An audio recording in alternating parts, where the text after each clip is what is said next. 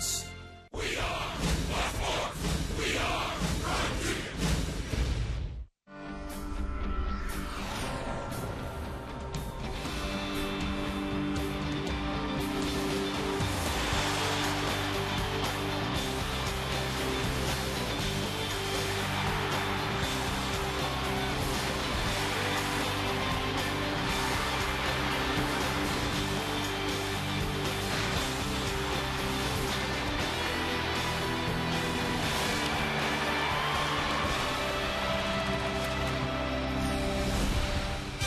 It's time for Dodger Baseball.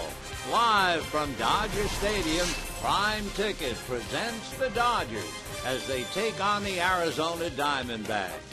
Hi, everybody, and a very pleasant Monday evening to you, wherever you may be. Dodgers and D-backs. Dodgers coming off a road trip where they won 7 out of 10, and the D-backs have just finished a stretch where they've won 7 out of 10. The D-backs, by the way, have won 5 of 9 from the Dodgers, 3 in a row. They've only split the 2 here, and they've won 4 of the 7 over there in Arizona. The pitchers tonight, Aaron Harang going after his 8th win. Trevor Cahill, who has beaten the Dodgers twice, will be on the hill for Arizona.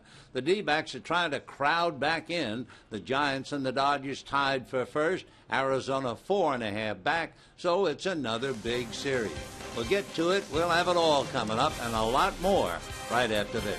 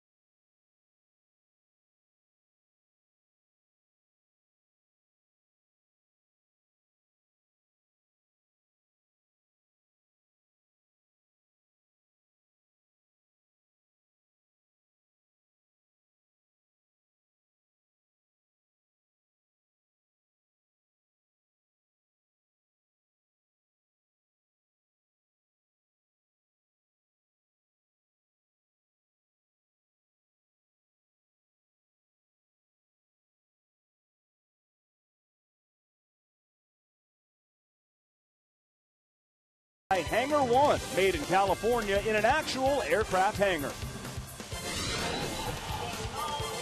Well, it's good to be home for the Dodgers after a pretty good road trip, 7-3. It's the D-backs and the Dodgers. Now, Hanley Ramirez, of course, making his debut. That's Kenny Lofton, Steve Lyons, Patrick O'Neill. He's been with the team for a week now, but this is his first time here at Dodger Stadium. Right before 2 o'clock, Hanley Ramirez arriving, going to the locker room and and realizing that there's the Hanley Ramirez with the picture and Matt Kemp right to his left, checking out some new kicks. So all good, lots of smiles. And, Kenny, when you played, you were traded right from Philadelphia to San Francisco in 2002, and you started on the road. Did that help your adjustment to the new team? Actually, that helped out a lot because you're going to have added pressure already. You're coming into a new team, and they want you to perform very well. But you didn't have that added pressure being at home with the home team, crowd, expecting so much. So once you got on the road, you felt comfortable. You got comfortable with your teammates, the players, and found out what you wanted to do. And once you got a chance to get home, you felt right at home.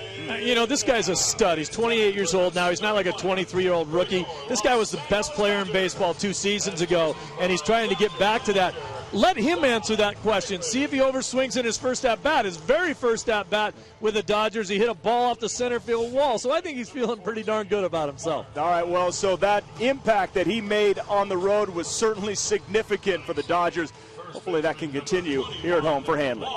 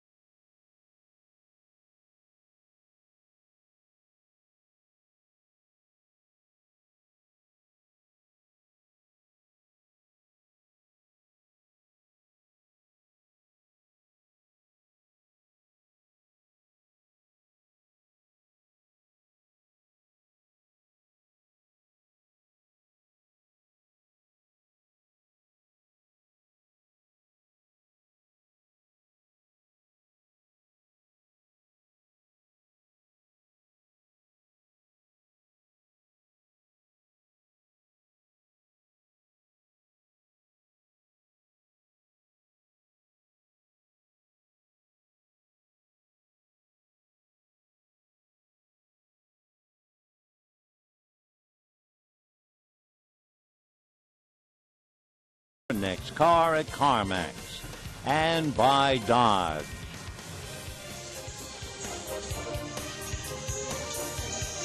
Hi, everybody, and a very pleasant Monday evening to you wherever you may be. The Dodgers are home after a long road trip that saw them win 7 of 10. The Arizona Diamondbacks are here after a long homestand that saw them win 7 out of 10. As the Dodgers and the Giants begin the day tied, Arizona trying to get back into the mix. They're 4.5 back. For Kirk Gibson, all he has to do really is go to the history book and look at last year, the rather remarkable run Arizona made in the final 62 games. They went 41-21. They went 29-13 against the West. They started trailing the Giants by 4 and wound up winning the division by 8. So thusly inspired, we'll see how they go tonight. Gerardo Parra will open up in center field, and Aaron Hill at second base. Jason Kubel in left field. Paul Goldschmidt at first. Justin Upton will be in right field. Miguel Montero, the catcher. Chris Johnson, the newcomer, came from Houston. He's at third base. Stephen Drew is the shortstop, and Trevor Cahill will be on the mound. On the mound for the Dodgers, Aaron Harang with a record of 7-5. No record against the Diamondbacks this year, and 3-6 lifetime. Struggling against Arizona throughout his career. And the big right-hander comes over the top, and the first pitch to Parra fouled away. So Aaron Harang trying to keep it going following that tough act to follow, sweeping the Giants, and on back-to-back shutouts as well. So 0-1 the count to Parra, hitting .283. Left-hand hitting center fielder with a half a dozen home runs. Fouls another pitch away. 0-2 the count. Gerardo Parra, the spearhead for the attack. He's from Venezuela. He hit .292 last year with 8 home runs, and he's hitting .283 right now. Strike 2 pitch on the way, and Parra hits it right back through the legs of the pitcher Harang and on out into center field for a base hit. Luis Cruz making a headfirst dive, but no chance. Hanley Ramirez got a big welcome home as his first game as a Dodger. He has always hit well here, and he had to feel right at home when the crowd gave him a big roar. As far as Parra is concerned over at first base, couple of notes about him. He is a very vigorous and aggressive base runner. He's also been picked off 8 times. So Parra takes a pretty good lead. Harang looks over his shoulder at him. Aaron Hill waiting at the plate. And now they're not locked in as Hill, tired of waiting, and backs out. Aaron Hill has been playing very, very well. And of course, in talking about the Diamondbacks last year, you have to remember the trade that they made was so important. Hill takes a look at a pitch in for a strike, and the count 0-1. The Arizona Diamondbacks traded away second baseman Kelly Johnson, a left-hand batter. They picked up Aaron Hill, and what did Hill do the rest of the year? He hit .315 and led the club in batting. So that was a big deal with Toronto last year. Now the strike 1 pitch. Hill hits it in the air to shallow center. Kemp is going to have to play it on a bounce, and stopping at second is Gerardo Parra. So just like that, a single through Harring's legs, and then a fly ball single to center. And now here come the big boys, and that would be Kubel, Goldschmidt, and Upton. Kubel has cooled off a bit, but he has still been a very solid contributor, hitting .291. He has 22 home runs, 72 runs batted in. So he's had an awesome start. It's cooled off a wee bit, but as he checks in, if you go back to the 20th of June to now, a little more than a month. Left-hand hitter swings, lifts one into left field down the line. Hairston comes over and makes the catch. Runners tag but hold as Hairston gets the ball back in. So Kubel, a fly ball to left field. He is a notorious first ball hitter anyway, but a tough at bat, failing to advance a runner. The batter now is Paul Goldschmidt. Among other things, if Goldschmidt hits a home run in an Arizona game, they are 12-1 this year. So the big guy, right-hand batter, wears the numbers of a big hitter, number 44. And of course, if you're on the West Coast, you think of Willie McCovey. If you're back east, you think of Henry Aaron. So Goldschmidt, with that broad back, able to carry all those letters, and he can carry the ball club as well. So Goldschmidt waits, 13 home runs, 48 runs batted in, and he takes high, 1 ball and no strikes. Goldschmidt, against the Western Division, is hitting .325, 8 of his home runs, and he is knocking in runs by home run at every 16 at bats. But that's against the West, not against the rest of the big leagues. The 1-0 pitch on the way to Goldschmidt, swung on, and a high fly ball to deep center. Kemp to the track at the wall and watches it go out. A 3-run home run for Paul Goldschmidt, and just like that, Arizona is on the board 3-0. And I'll repeat that line once more. When Goldschmidt hits a home run this year, the Diamondbacks are 12-1. Of his 14 home runs, 9 have been hit against the Western Division. So Goldschmidt gets him off on the right foot with a 3-run home run, and now Justin Upton coming up. Matt Kemp went back as if he had a play all the way, and then just suddenly ran out of real estate, and the ball sailed off into the pavilion.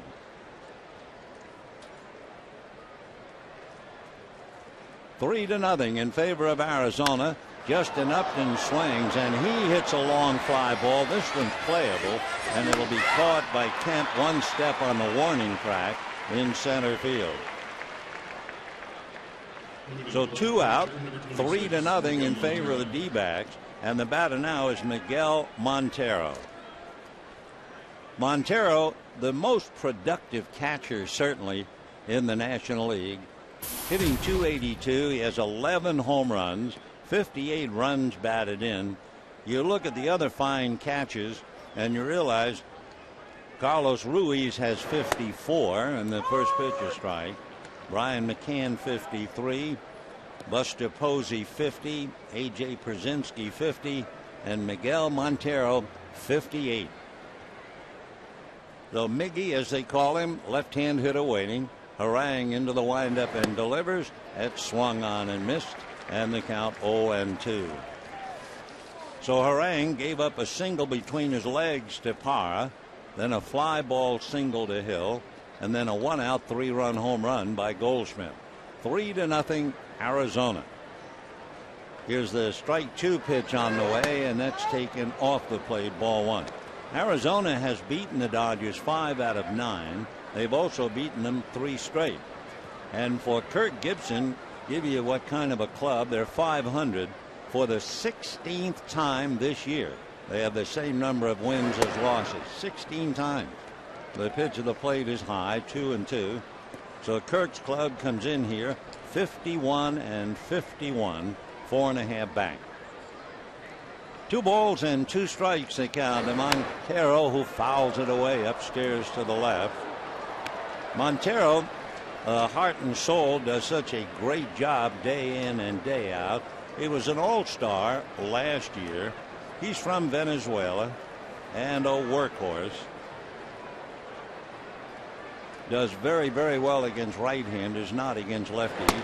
He takes low and inside. Ball 3, 3-2.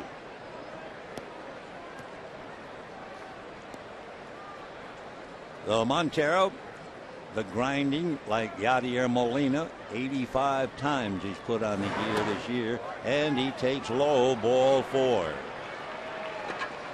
So Miguel Montero draws the walk.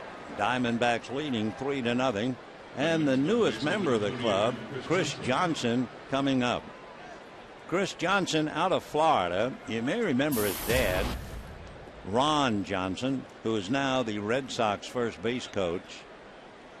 He was with the Astros, went to Stetson University in Florida. Big right-hand batter, and he takes a strike. One reason they went to get Johnson, all of the third basemen combined for Arizona this year hit .229.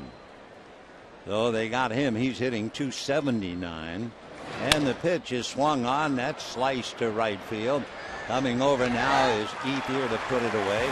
And that'll be that. But in capital letters, Paul Goldschmidt. It's a 3-run home run, and the Diamondbacks lead 3-0.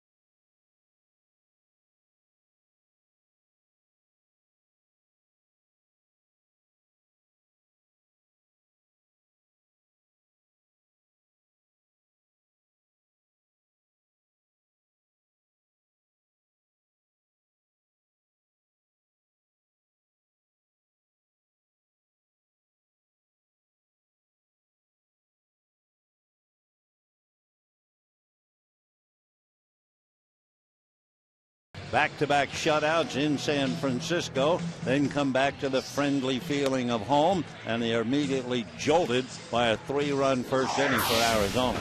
So here's the Dodger lineup. Mark Ellis at second and Juan Rivera at first. Matt Kemp in center. Andre Ethier in right hitting cleanup. Hanley Ramirez at third. Jerry Hairston in left. Luis Cruz the shortstop. A.J. Ellis behind the plate. Aaron Harang on the mound. Aaron Harang giving up his 11th home run to Paul Goldschmidt. So Trevor Cahill, who has a lot of trouble in the first inning. Let's see what happens tonight. His first pitch in for a strike.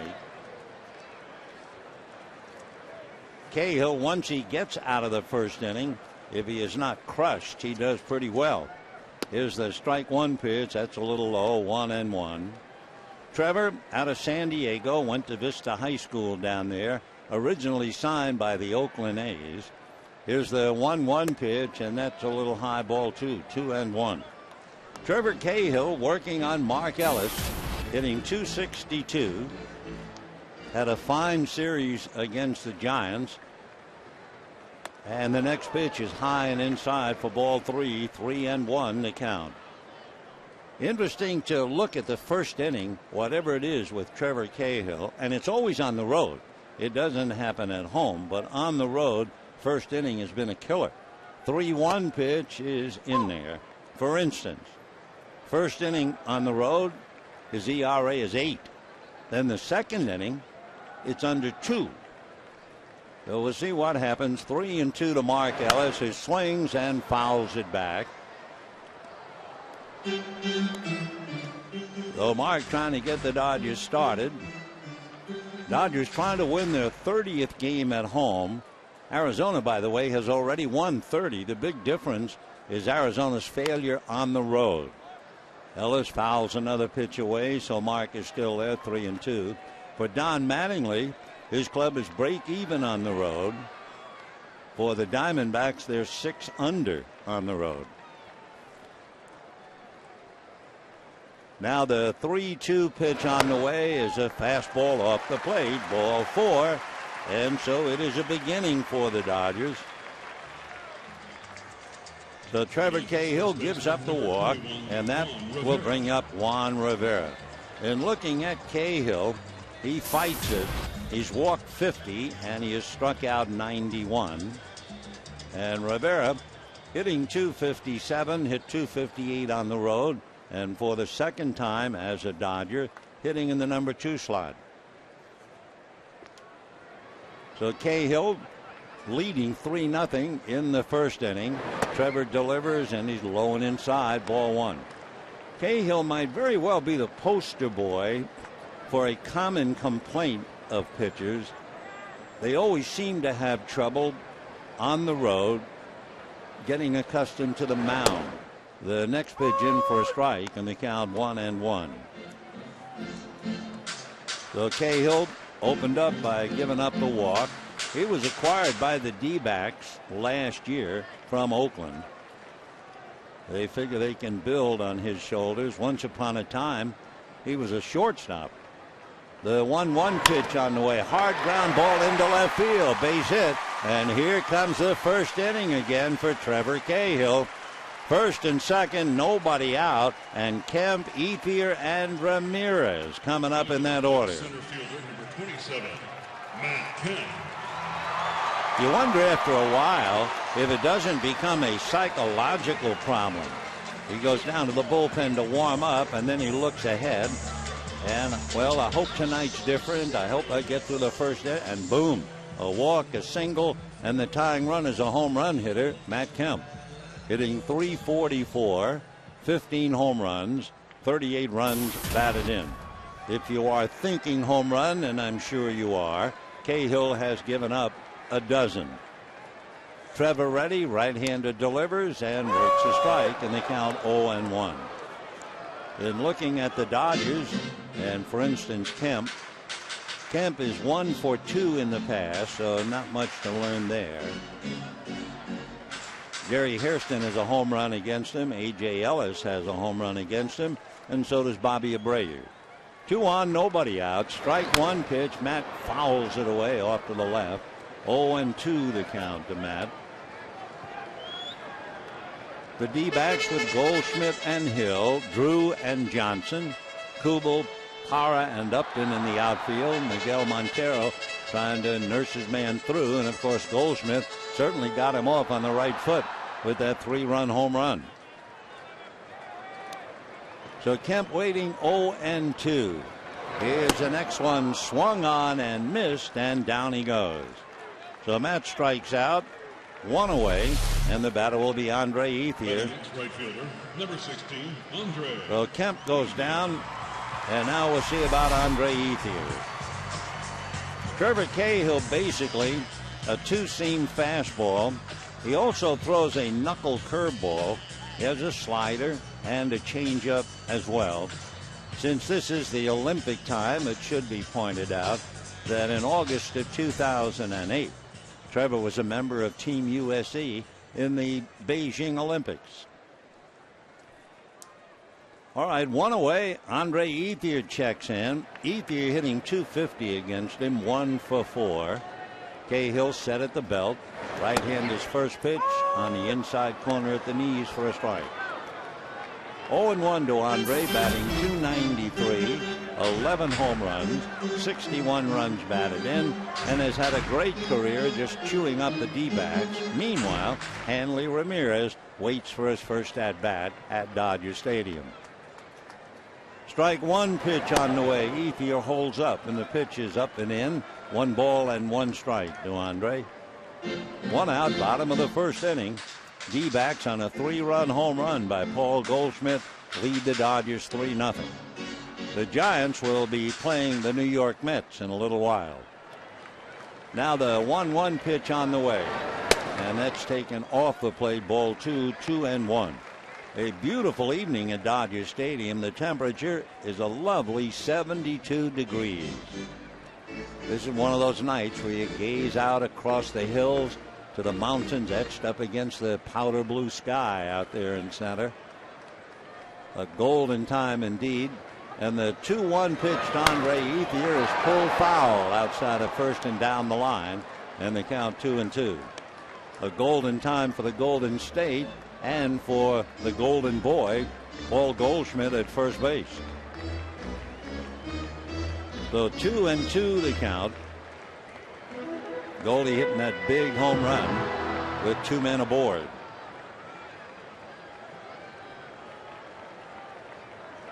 For the D-backs, as we mentioned, struggling on the road.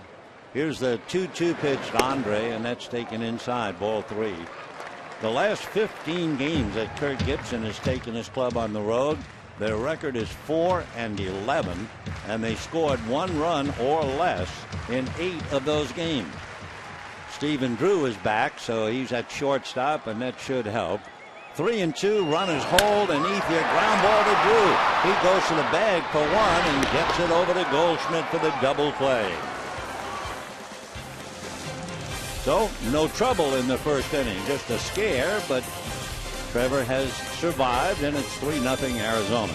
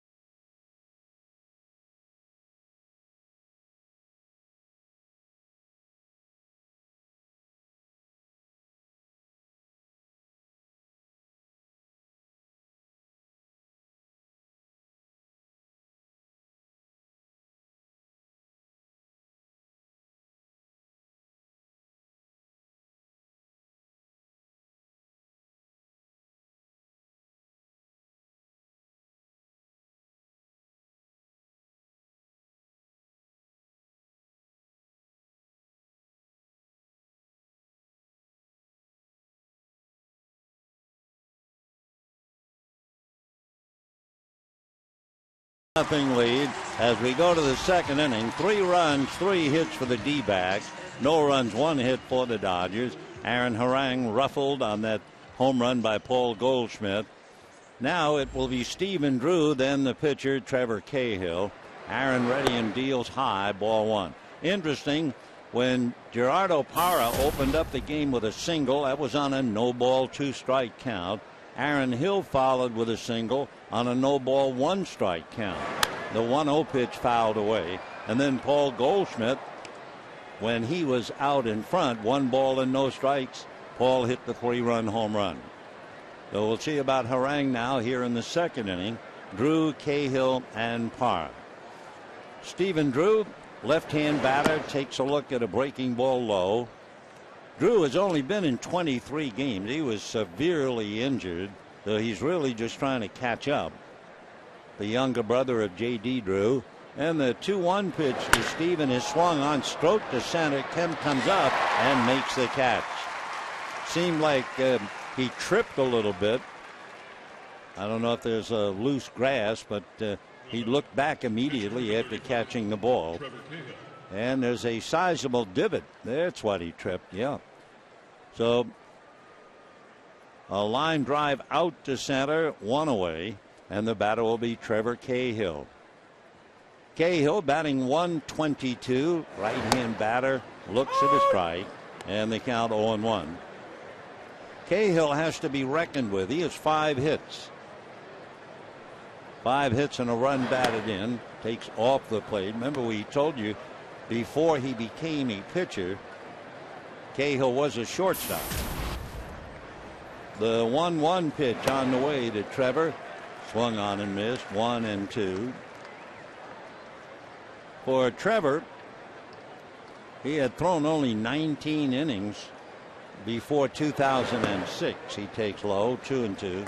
Very bright. Graduated high school, 4.6 grade point average. He was graduating 5th in a class of 650. Squirts one out in front of home plate, and A.J. Ellis throws him out. So no matter how bright you are, you hit the ball about 10 feet in front of the plate, you're done. 2 out, and Gerardo Parra will be coming up. Parra on that 0-2 pitch, single to center, right through the legs of Aaron Harang. Interesting footnote on the Dodgers' success in San Francisco. Not just the fact that they had back-to-back shutouts against the Giants. The 6th time in franchise history the Dodgers had back-to-back shutouts against a first-place team. Pitched to Parra high, ball 1. And the first time since 1983 they did it on the road. And of course Clayton Kershaw finished it up on Sunday. The 1-0 pitch is swung on and missed, 1-1. Dodgers did it this year against the Giants. 4 years ago they did it against the Angels, and Chad Billingsley was another part of the story. 83 they did it against the Philadelphia Phillies. And the 1-0 pitch is whacked down the right field line. Fair ball. Parra on his way for a double. Ethier gets it back in. So Gerardo Parra plaguing with a leadoff single, and now the line drive double. And the batter will be Aaron Hill.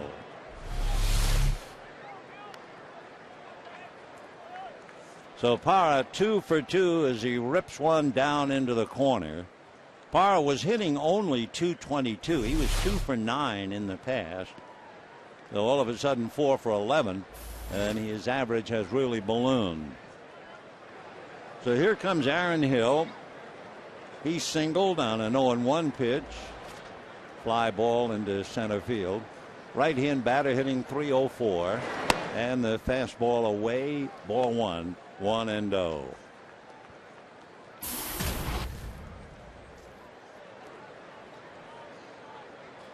Aaron Hill with Jason Kubel hitting back of him, 2 out. The 1 ball, no strike count, breaking ball in for a strike, and the count 1-1. So Parra doubles into the right field corner with 2 out. Hill trying to pick him up. 1 ball and 1 strike, the count. Harang a long look into Ellis. Now Aaron is ready. And his 1-1 pitch is swung on, lifted to shallow right. Hesitation by Ethier, but he's still able to come up and make the play anyway. So no runs, a double, and down go the D-backs, and Hanley Ramirez will make his debut as a Dodger when we go to the bottom of the second.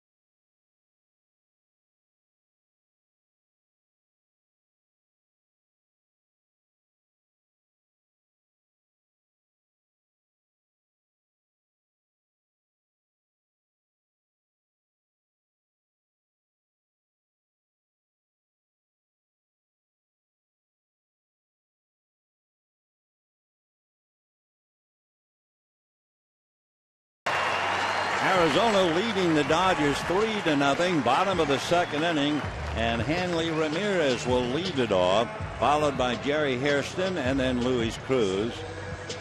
Ramirez wearing number 13. We explained over the weekend he would like to wear a single-digit number, but they're all used or retired. So he's wearing 13, and as he said, maybe next year he'll get a single-digit number. He wore number 2 for the years he played for the Marlins. Hanley has a look at a pitch high, ball 1-0.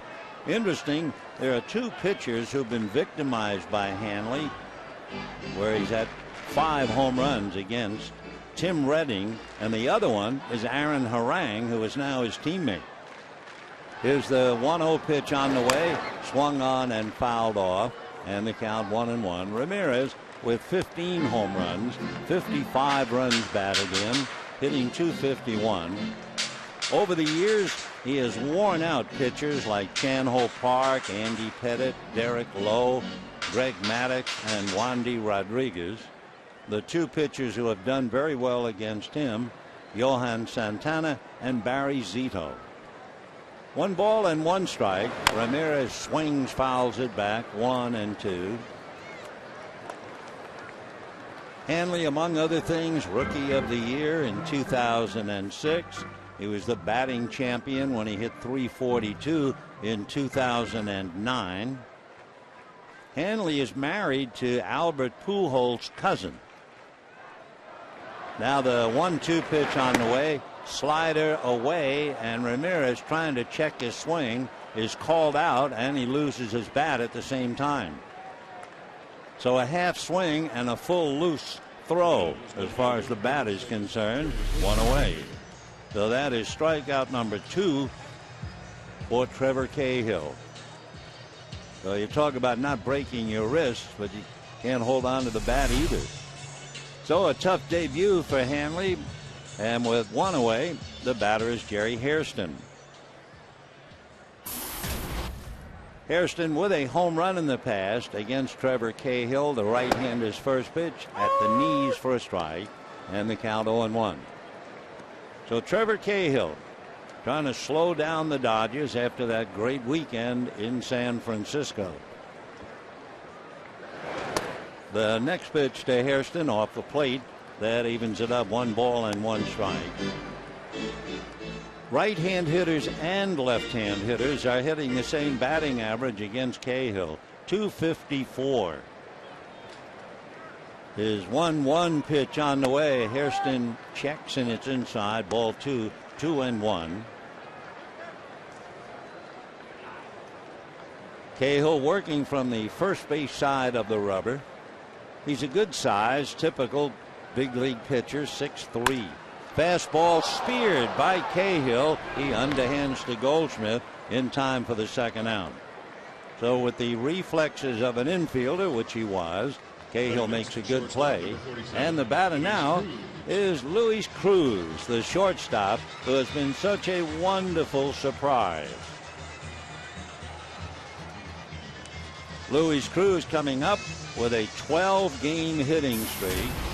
And more than that, he has knocked in a run in at least 7 of the last 10. Since the All-Star break, he leads the Dodgers in RBIs with 12.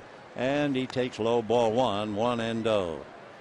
Luis Cruz from Navajoa and Sonora, Mexico. His father played 18 years in the Mexican League.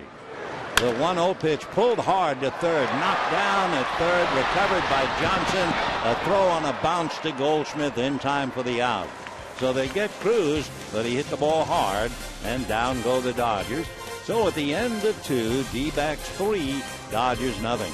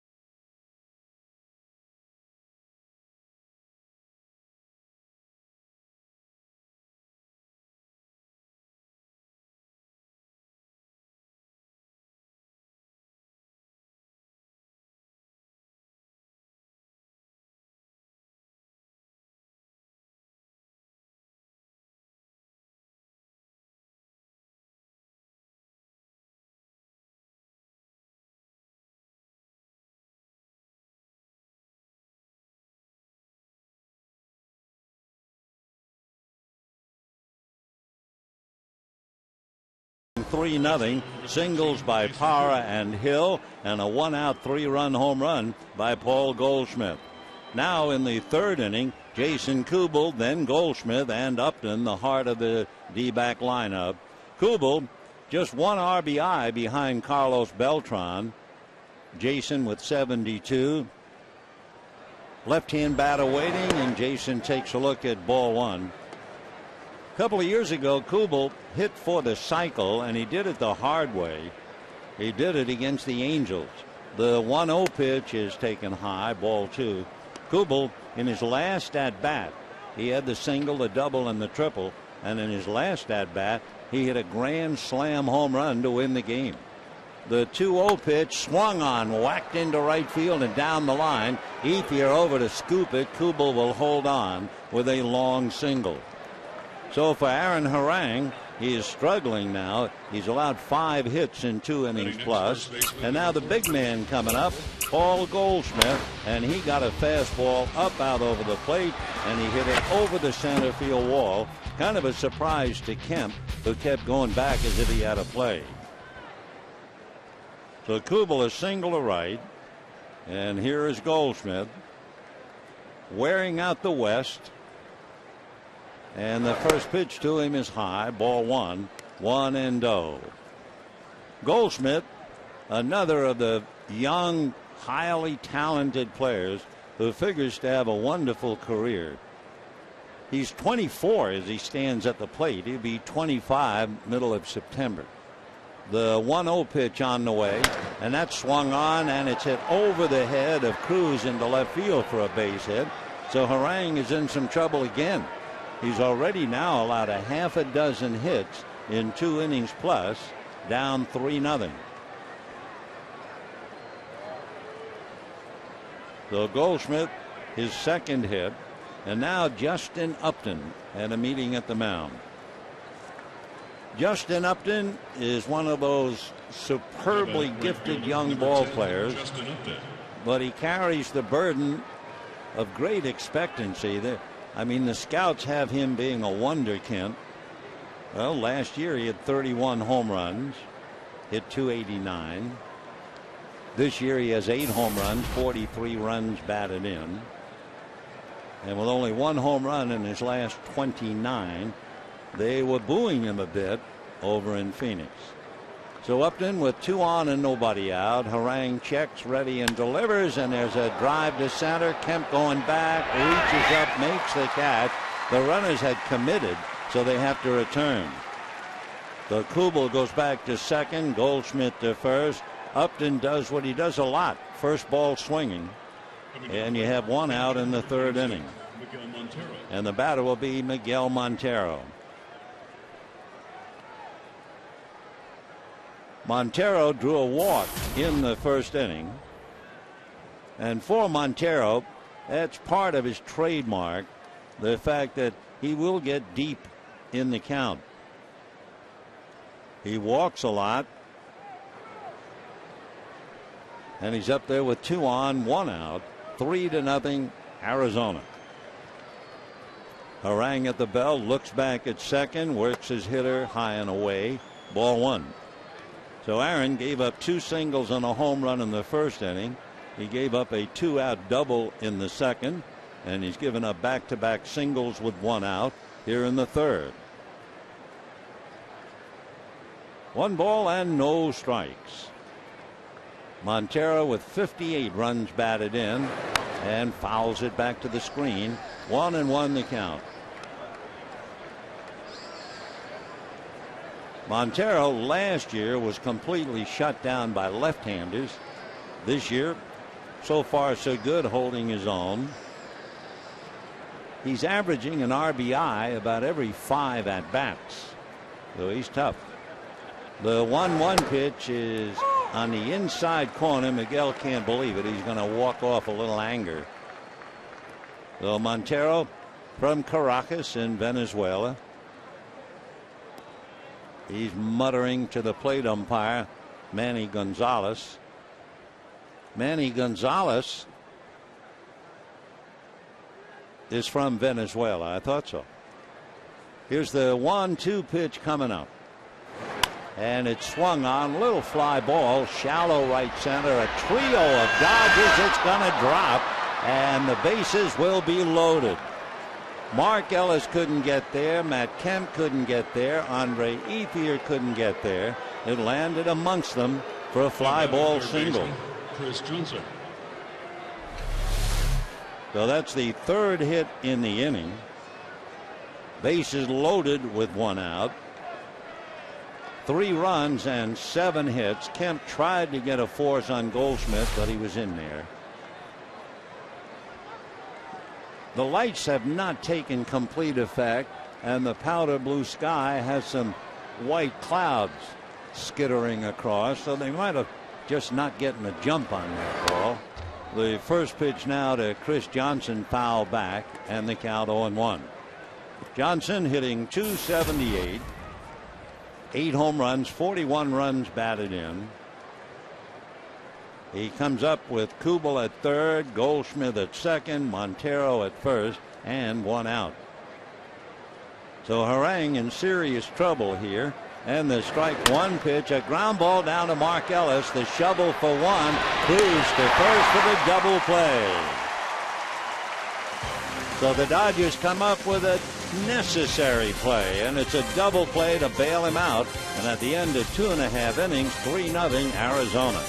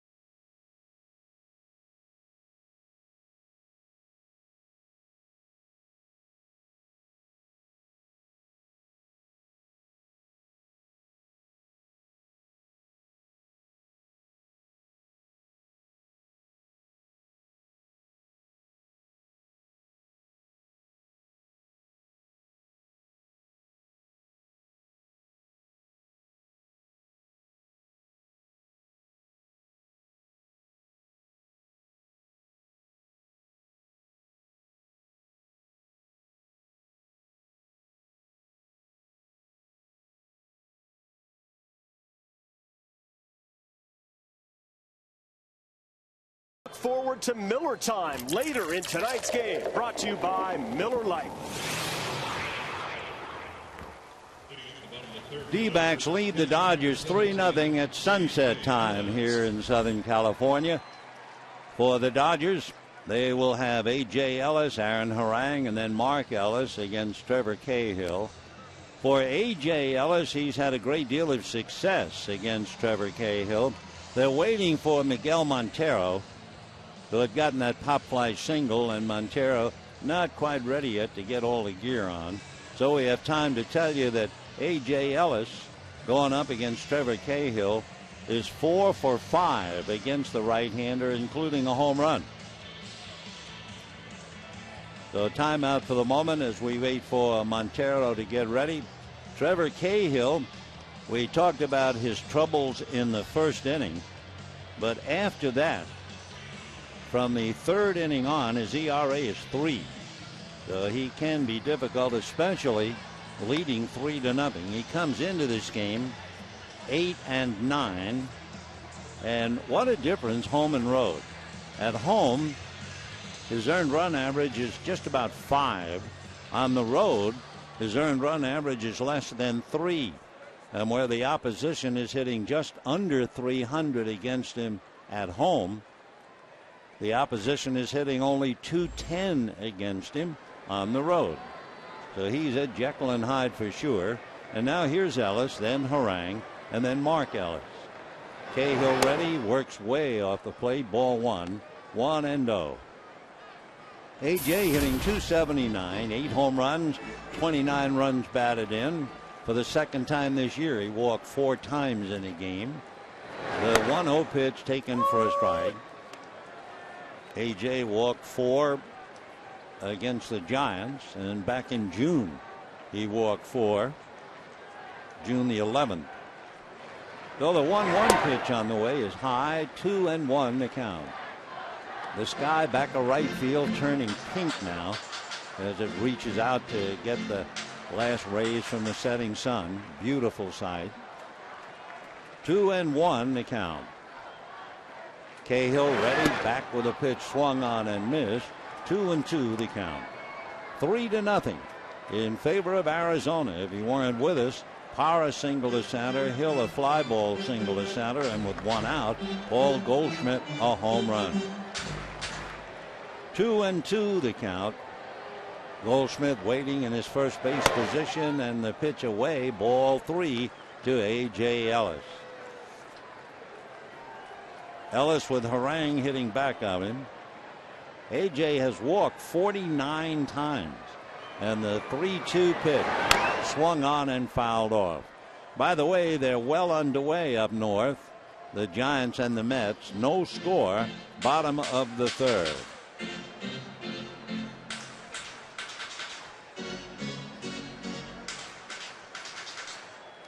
Three balls and two strikes.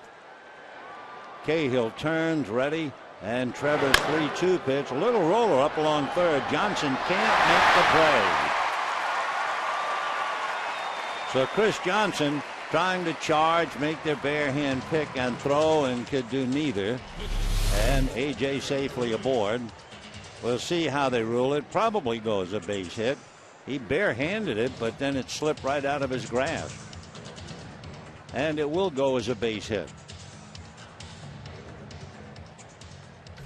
So A.J. at first, nobody out. Aaron Harang coming up.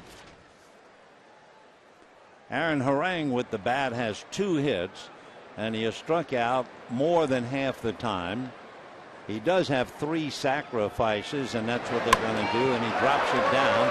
Picked up by Goldsmith, who goes to first for the sacrifice.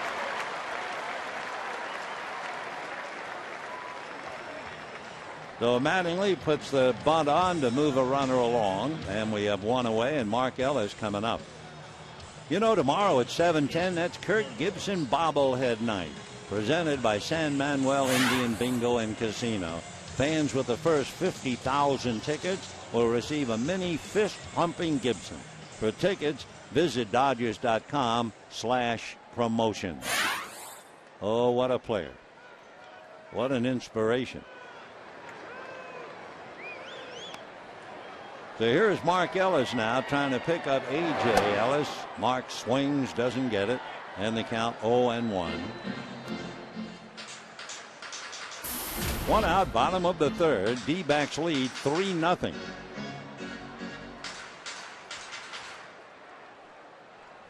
Ellis, his 3rd start as a leadoff man, and then of course you have Juan Rivera making another rare start, hitting second behind him. The pitch in for a strike, and the count to Mark 0-2. Mark Ellis, basically a very quiet player, thoroughly professional, but boy was he angry yesterday, and well, he was fortunate he wasn't kicked out of the game in the 3rd inning. Tim Timmons, a veteran umpire, showed a great deal of discipline. He had called Mark Ellis out. Okay, Mark disagreed with the call, but Ellis fired the bat down, then the helmet went down, then the batting gloves went down, and all the while Timmons just tried to walk away. Strike 2 pitch on the way is off the plate. 1-2 the count. And the usual comment up in the press box, wow, I've never seen Mark Ellis get that angry. And you almost infer that the umpire was wrong, and that wouldn't be fair. He was just hot. 1-2 the count to Mark Ellis. Giants are leading the Mets 1-0 in the bottom of the third. Jeremy Hefner for the Mets, Madison Bumgarner for the Giants. The 1-2 pitch in the dirt. Nice save by Montero. Marco Scutaro scored from third on a fly ball up north to give the Giants a 1-0 lead in the 3rd inning. Meanwhile, it's 3-0 Arizona. Trevor Cahill has 1 out, a runner at second, and a 2-2 count to Mark Ellis. Trevor set at the belt. Another look back at A.J., and the pitch to Mark is fouled away into the crowd, lower deck. 2 balls and 2 strikes.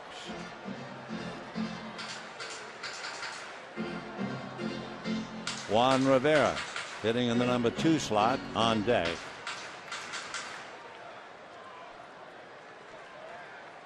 Hanley Ramirez making his debut tonight. Meanwhile, Mark fouls another one away, and the count stays 2-2. Don Mattingly made a very interesting comment. He makes a lot of interesting comments based on all of his years as a professional major leaguer. He was saying that when you have hitters like Kemp, Ethier, and Ramirez back to back, it takes a lot out of the pitcher. and that the fellas hitting after them prosper. And of course, indeed, that's what happened in San Francisco, because Loney had a single and a double. Cruz had a single and a double. The 2-2 pitch is taken low, ball 3. So Cahill, as we mentioned, has been fighting it. 50 walks, 90 strikeouts, and he goes all the way to Mark Ellis. A.J. Ellis at second, 1 away. 3-2 the count to Mark Ellis. Here comes Trevor's pitch, and it's a fastball low and away, ball 4. So an infield single by Ellis, a 1-out walk to Mark Ellis, and that'll bring up Juan Rivera. And then he really gets in the deep water with Kemp, Ethier, and Ramirez. So Mark Ellis has walked twice. A.J. Ellis at second. And with 1 out, Cahill going head-to-head with Rivera, who singled to left field sharply in the first inning. Rivera coming into the game was just 1 for 15 against Cahill. The Juan waiting, a look back at second. Now the first pitch, ground ball to short. Drew over to second. The turn in time, double play, and that's that. No runs, a hit, a man left. And at the end of 3-0 D-backs.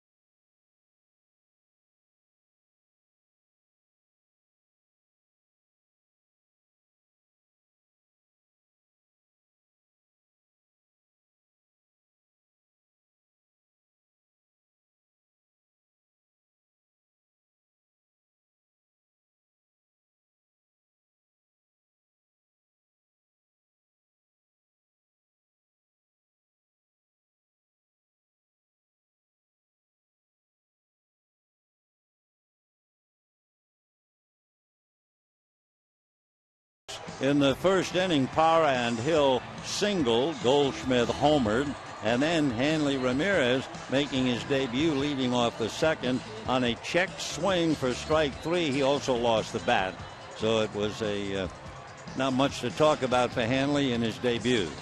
Now, 4th inning, it'll be Stephen Drew, Trevor Hayhill, and then we'll see about Parra. Stephen Drew playing in only his 24th game. Off speed for ball 1. Stephen, the younger brother of J.D., and basically Stephen was a right-handed batter, but he kept watching his older brother do so well left-handed. So he was about 10 years old, and he decided to copy J.D. and swing left-handed, and here he is in the big leagues. That's a strike, 2-1. It was July the 21st last year.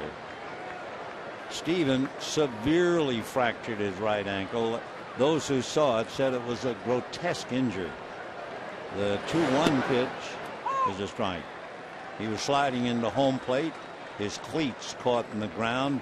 His foot twisted completely backwards and just dangled from the ankle. He damaged 3 ligaments. So his year was over, and they had surgery to boot. 2-2. That's ball 3.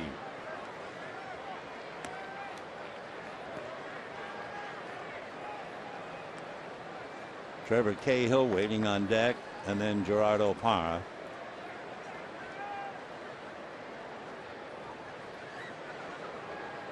Three and 2 to Stephen Drew. Drew has had some fine years since coming up to the D-backs in 2006. 4 years ago, he became the third shortstop in history to have at least 40 doubles, 10 triples, and 20 home runs. Drives one to right, but Ethier is there to pick it off. Who were the other two shortstops to do what he did? How about joining Robin Yount and Nomar Garcia-Parra? So one away, and Cahill coming up.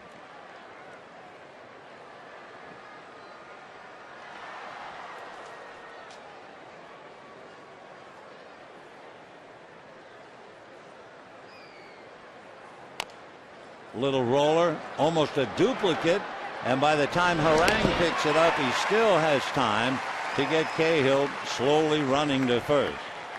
So first time up it went 2-3. This time it goes 1-3, and the batter will be Gerardo Parra. You know, time's running out for 2012 Dodger season tickets. Tomorrow, the last day to receive all of this year's new benefits and full postseason rights. Season tickets between the bases start at $10 per game. So visit Dodgers.com/season tickets today. 2 out, and here's Parra, who single to center and double to right. Gerardo hitting .289, half a dozen home runs, 30 runs batted in. 0-1 the count. This is the 10th of the 18 scheduled meetings between these two. Diamondbacks have won 5 of 9 and 3 straight. 0-1. Now back.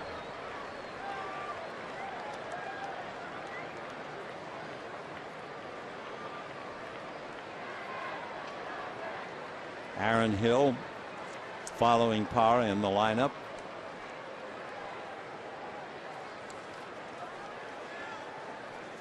Strike 2 pitch on the way to Gerardo.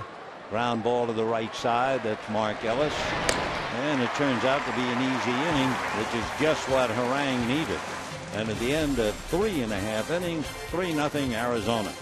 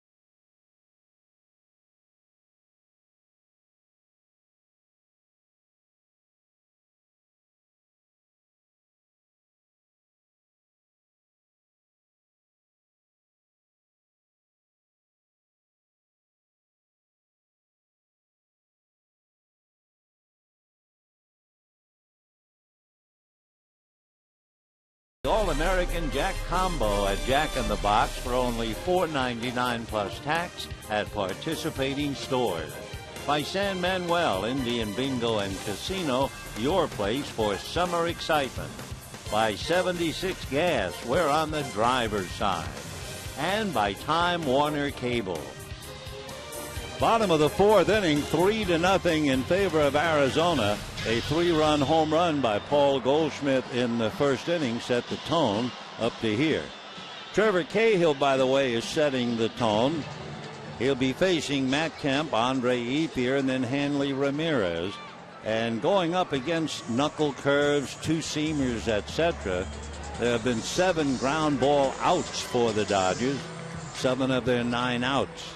And they have grounded into 2 double plays. So here's Kemp, who struck out in the first inning. Matt hitting .342, 0-1.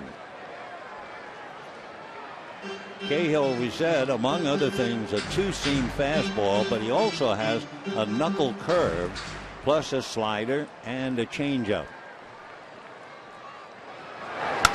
And that's a one-hopper through into left center. Kemp will hit the bag and hold on. So Matt Kemp, a single to left center. He has Cahill talking to himself on that. I'm not sure if Cahill is wondering why he got the base hit on that pitch or what, but he was obviously annoyed. So Kemp, a leadoff single for the Dodgers, their third hit, and the batter Andre Ethier with Hanley Ramirez on deck. Andre Ethier, consistent and very much out in front of the pace of last year. 62 RBIs after 135 and 61 where he is right now in the 90s. And ball one. Andre hit into a double play, grounded to Stephen Drew, hitting .292, 11 home runs, and the 61 runs batted in. Ethier 1 for 5 against Cahill. Ground ball the other way, booted. They get one, but that's all. That'd have been a double play for sure because it was hit so hard, but the hardness made it get away from Aaron Hill, and they can only get a force. Hit him right at the heel of the glove, and they were able to get the force on Kemp. So 1 away instead of 2, and now this will be Hanley Ramirez' second at bat. Struck out on a check swing.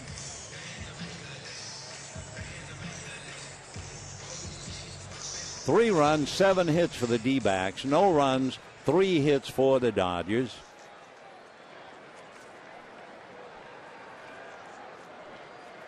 A little breaking ball for a strike, 0-1. Hanley, in the limited time that he played for the Marlins, wore the Dodgers out. So I think they're certainly happy to have him on their side. He had a 5-hit game against the Dodgers, and he wound up hitting a home run in the 11th inning to beat the Dodgers 5-4. For Hanley, as a rookie, he became only the 5th player since 1900 to have 45 or more doubles and 50 or more steals. He joined Cobb, Speaker, Brock, and Biggio. Broken bat, ground ball back at third. They're going to get a force play at second. So Ramirez breaks the bat and winds up hitting into a force. So a leadoff single, then 2 force plays, and the batter will be Jerry Hairston. Jerry Hairston Jr. Hairston hit back to the box in the second inning. So the ball was hit pretty hard, especially the fact it was a broken bat, but it got down there in a hurry. So Ramirez at first, 2 out, 4th inning, 3-0 D-backs. Hanley Ramirez had stolen 15 out of 20, and he's 1 for 1 as a Dodger. Trevor backs off the rubber. Hairston batting .292, 4 home runs, 25 runs batted in.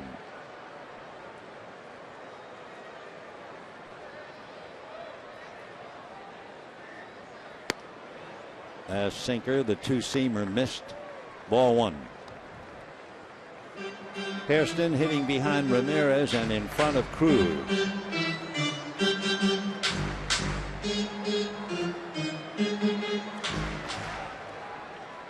Three runs, 7 hits for the D-backs, no runs, 3 hits for the Dodgers.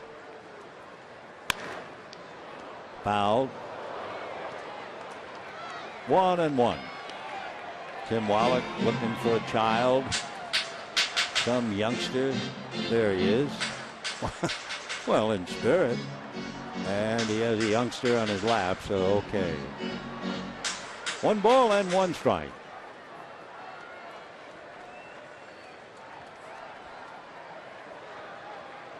Ramirez goes. Pitch inside. Montero's throw is into center field. Hanley is up on his way to third. So it's a stolen base and an error charge to Miguel Montero. So Hanley marks his debut with a stolen base. A very poor throw by Montero, allowing Ramirez to go to third. So Montero the error, but of course Aaron Hill messed up a double play ball. Patience in order for Kirk Gibson.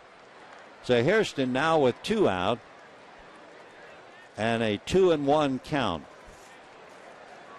By the way, Trevor Cahill with knuckle curves and sinkers has 7 wild pitches.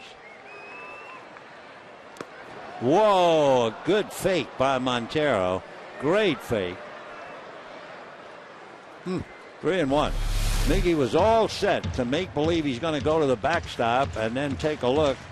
However, the hitter Hairston cautioned Ramirez, don't fall for it, don't come. But well, I tell you, Montero, a veteran catcher, knows every trick in the books. The 3-1 to count. But he just saved Cahill his 8th wild pitch. And there's ball 4.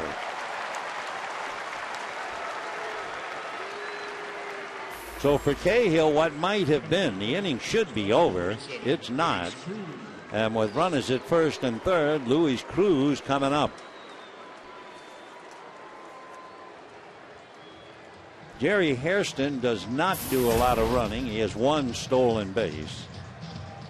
So one of the hottest Dodger hitters, Luis Cruz, trying to pick up Ramirez from third, Hairston from first, with the D-backs leading 3-0. 0-1. Cruz hit the ball hard, but right at Chris Johnson in the second inning.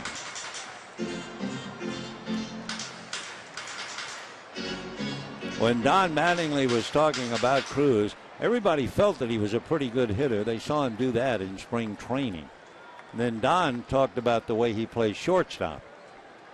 High fly ball, very playable. Parra is at the other end of it. That'll be that.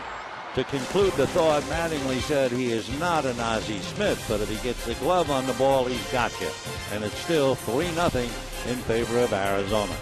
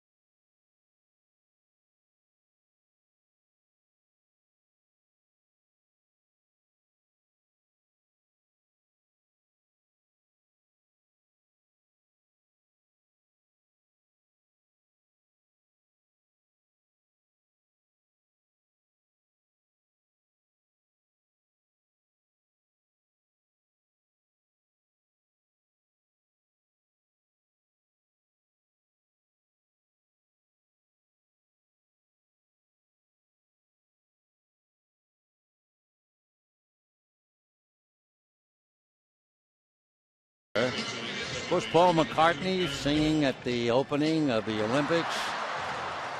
More than just a memory. 3-0. Favor the D-backs in the 5th inning. Aaron Harang roughed up a little bit. Gave up the 3 in the 1st inning. Survived a rocky 3rd inning with the bases loaded, 1 out. He got Chris Johnson to hit into a double play. Talking about double play, Aaron Hill missed starting a double play, but he's going to lead off the 5th inning. Aaron has singled and flied to right. In there.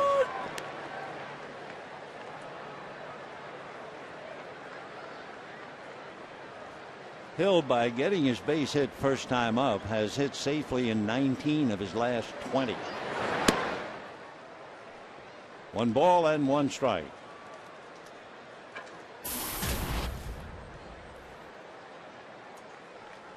Hill does a lot of damage at home. 1-2 the count. Aaron, playing in the great indoors of Phoenix, is hitting .340 at home, including 30 of the last 32. In fact, at one time, you may remember, he had a 19-game hitting streak at home. Little foul, that's going to go out of play. Still 1-2 to Aaron Hill. Aaron's from Visalia. Still lives there. Went to school at LSU and was drafted by Toronto.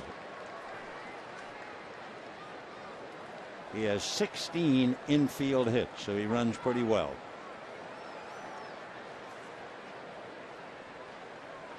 One and 2.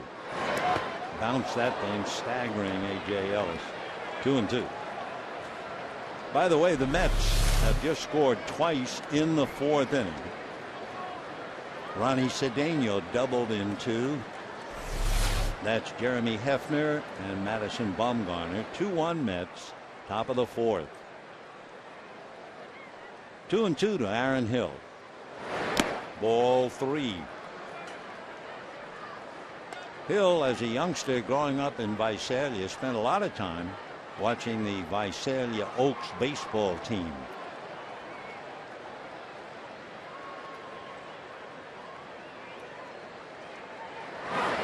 And ball 4.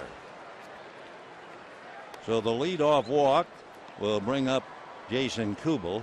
And it's time now to get your thinking cap on a little bit. Our trivia question has to do with Hanley Ramirez, one of 3 shortstops in the last 75 years to win a National League batting title. Who are the others? The answer in a little while. Yeah, 2009. Here's Kubel, flied to left, single to right. Keeping an eye on Hill. Aaron Hill has stolen 8 of 11. And Kubel looking down to Matt Williams to see if there might be a play on.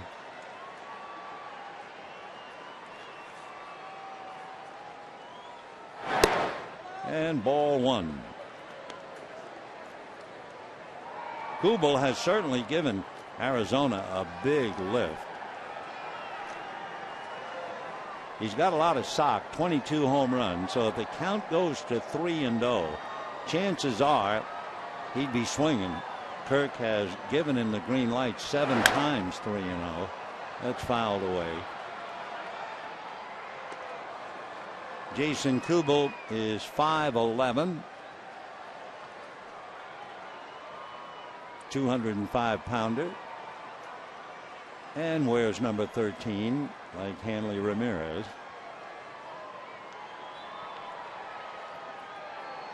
Although he was born in South Dakota, he grew up in Palmdale. Ball 2, 2-1. With 22 home runs, 17 of the 22 hit against right-hand pitching.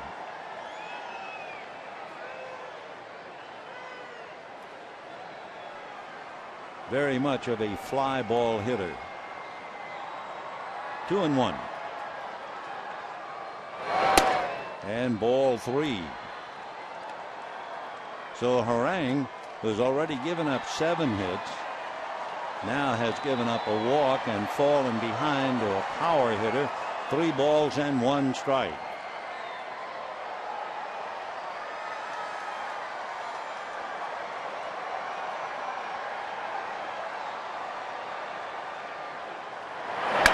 And a drive to center. Kemp going back, watching this thing go off the wall. Flying to third base easily is Hill. Stopping at second on the double is Kubel. So as soon as the ball was hit, Matt Kemp was going back, not to try to catch it. He knew he couldn't do that. He wanted to get back in position and play it off the wall. He just waited for it to come back to him. But despite a heads-up play by Matt, there are runners at second and third.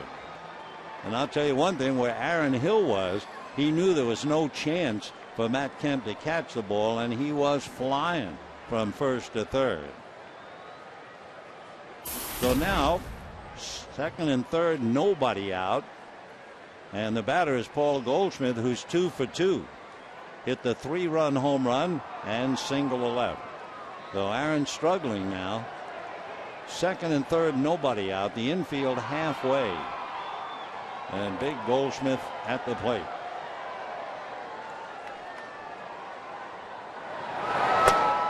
On 1.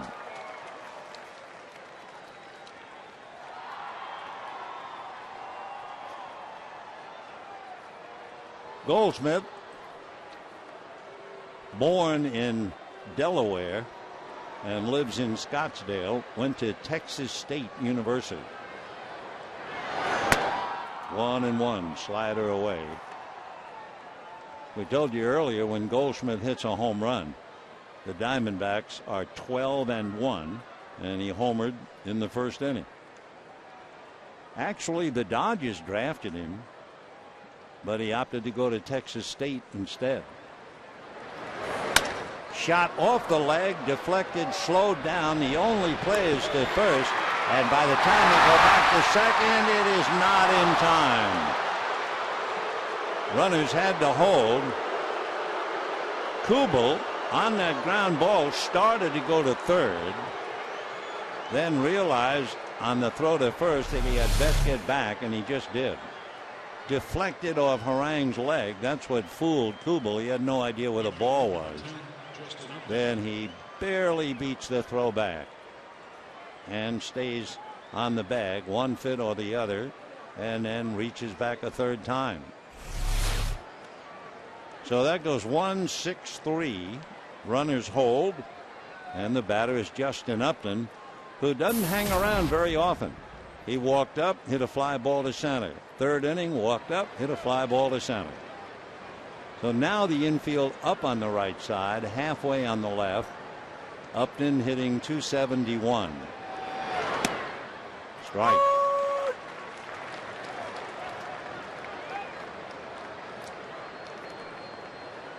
Down in the Dodger bullpen, Josh Lindblom begins to warm up.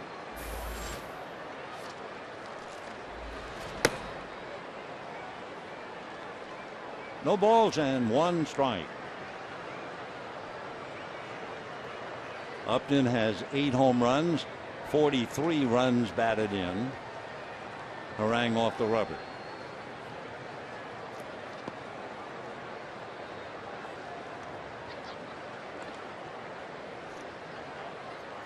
No balls and 1 strike.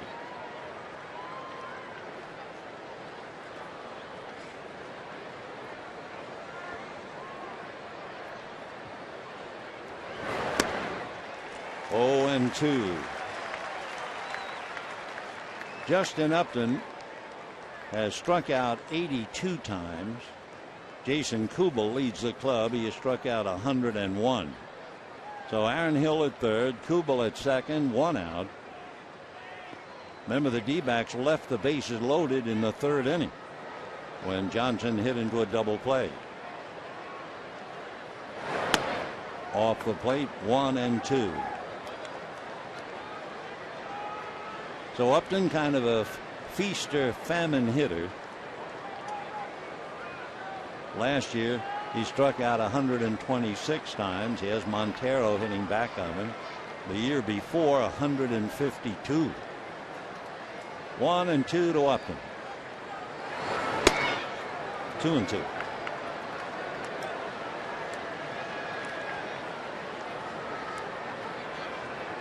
Interesting that Justin made his debut exactly 3 years to the day after the debut of his brother, B.J. Upton.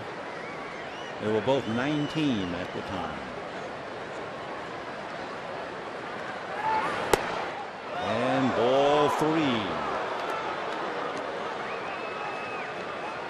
So the big pitch coming up. First base open.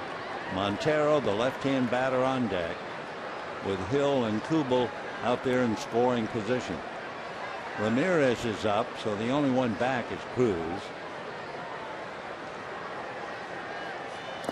Chased a bad ball and is tagged out. So Justin Upton, a big 0 for 3, flied out with 2 on, strikes out with runners at second and third, and frustrating enough for him, he strikes out on ball 4.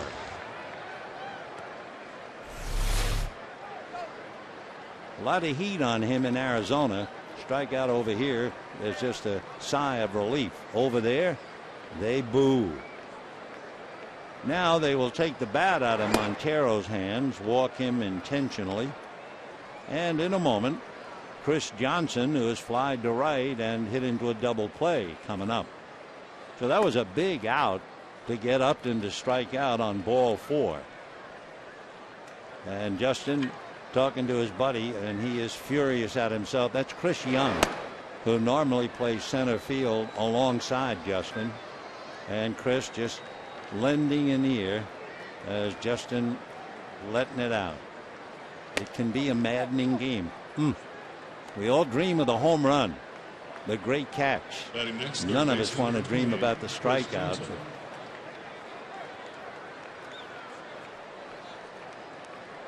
So the bases are loaded with 2 out, and Chris Johnson flied to right, hit into a double play.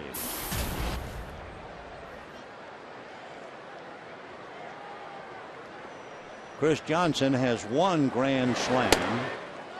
That's ball 1. He was playing for the Astros in May of this year, and he hit it against Jaime Garcia. 1 ball, no strikes. Aaron Hill at third, Jason Kubel at second, Miguel Montero at first, 2 out. 1 ball, no strikes.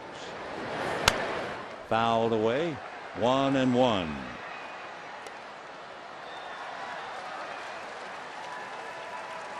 Aaron Harang is making a lot of pitches now, 83 pitches, and he's only in the 5th inning.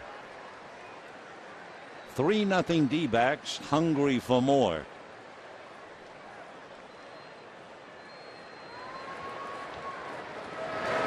Off the plate.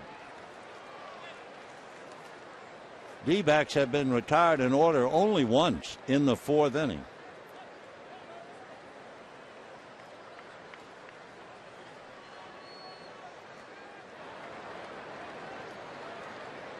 Two balls and 1 strike to Chris Johnson, hitting .277, 8 home runs, 41 runs batted in. And a towering fly ball to left field. That is heading for the Dodger bullpen. A grand slam home run, and it is 7-0 in favor of Arizona. Justin Upton gets the burden off his shoulders. 7 runs, and the D-backs are all smiles as they try to come back. Remember that little bit of history we told you about? Last year, they came roaring back. They were trailing by 4 with 62 games left. They have exactly 102 games played coming in, 60 games left counting this one, and Chris Johnson a slam. 7 runs, 9 hits for the D-backs, no runs, 3 hits for the Dodgers. So having just joined the club, what a way to feel like you're part of the club. And again, you bring back the trade last year when they traded Kelly Johnson and got Aaron Hill, and he led them to the pennant. So all smiles down there. And there's a one-hopper, short hop nicely by Rivera, takes it to the bag, but the damage has really been done, and the damage is named Chris Johnson. So a 4-run inning, and at the end of 4.5 innings, 7-0 Arizona.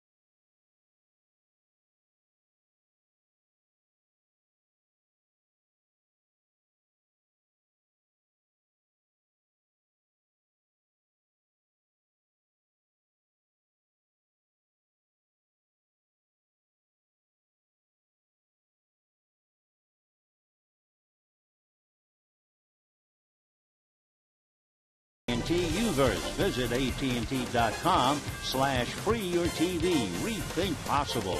By El Pollo Loco, crazy you can taste. And by the full line of fuel-efficient vehicles at your Southern California Toyota dealers. Comparing the pitchers, Trevor Cahill has been in some trouble, but he's come up with 2 double plays to bail him out. Aaron Harang was in trouble in every inning except the 4th when he retired the side in order. And of course the big blow, the grand slam by Johnson, the 3-run home run by Goldschmidt. So 7-0 D-backs, and here's A.J. Ellis. Ball 1. A.J. topped the ball up along third. Chris Johnson couldn't make the play.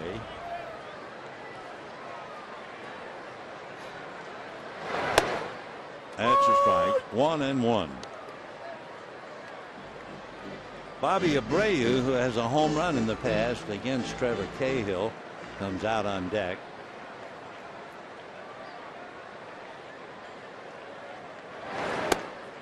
Two and 1.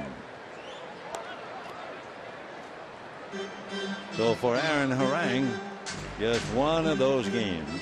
And for Chris Johnson, having just joined the club, Paul Goldschmidt, who's been with them all year, a game to remember. Aaron, a game to forget. 2-2 the count to A.J. Ellis. 7-0 D-backs, bottom of the 5th. Fouled off.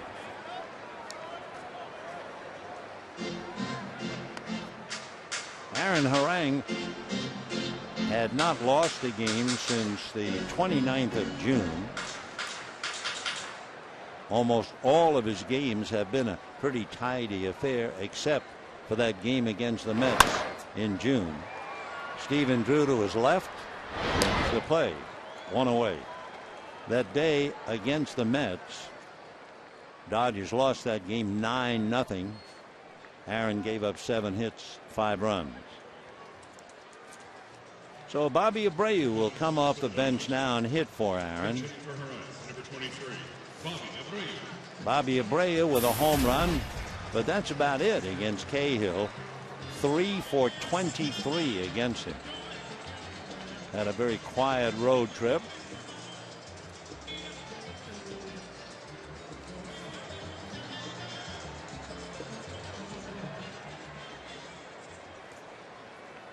One out, bottom of the 5th inning, 7-0 Arizona.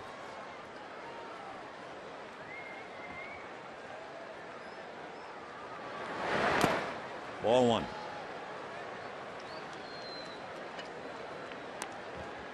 .68 pitches made by Trevor Cahill with 1 out in the 5th.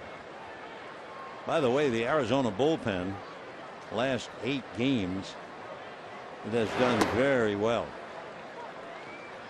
The ERA of the bullpen for those 8 games less than 1, and the opposition hitting just 141. And of course the big man coming out of the pen, A.J. Putz, who has 19 saves. 2-1 the count to Bobby Abreu.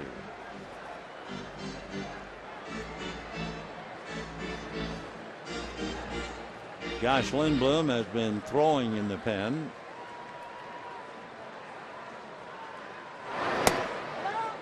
Just off the plate. 3-1.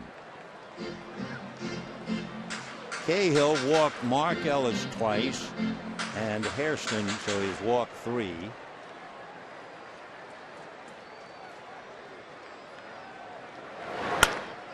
And a drive to left field for a base hit, cut off nicely by Kubel, who gets it back in. So Abreu comes off the bench and gets a pinch hit. He has a half a dozen pitch hits. He's hitting .333 as a pinch hitter. So the 1-out single brings up the lead on man Mark Ellis.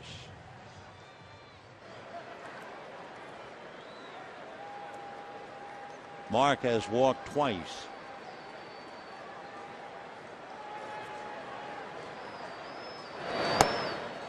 And a strike. Ethier hit into a double play. Rivera hit into a double play. Dodgers have had one man get to third. Hanley Ramirez in the 4th inning. Hanley stole second, took third on the overthrow charge to Montero.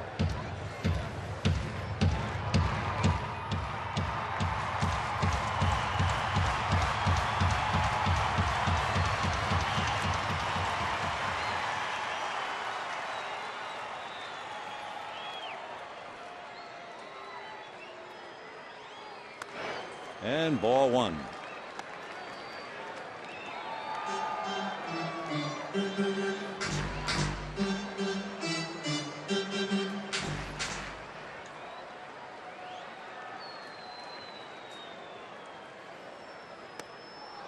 And down goes Mark Ellis, getting him for the first time.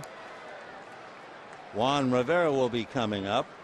Remember the question that we asked a little while ago? Had to do with Hanley Ramirez, one of 3 in the last 75 years to win the National League batting title. And who are the others? Dick Groat, great basketball player out of Duke University, and won the championship in 1960, 1 point ahead of a Dodger by the name of Norm Larker. And then Jose Reyes of the Mets. So here's Rivera, singled and hit into a double play.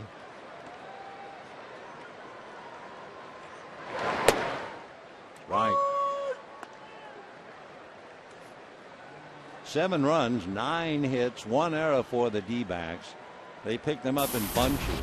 3-run home run by Goldschmidt and a grand slam home run by Chris Johnson. So Harang was caught in between bookends and he was squashed. 1-1 the count to Rivera.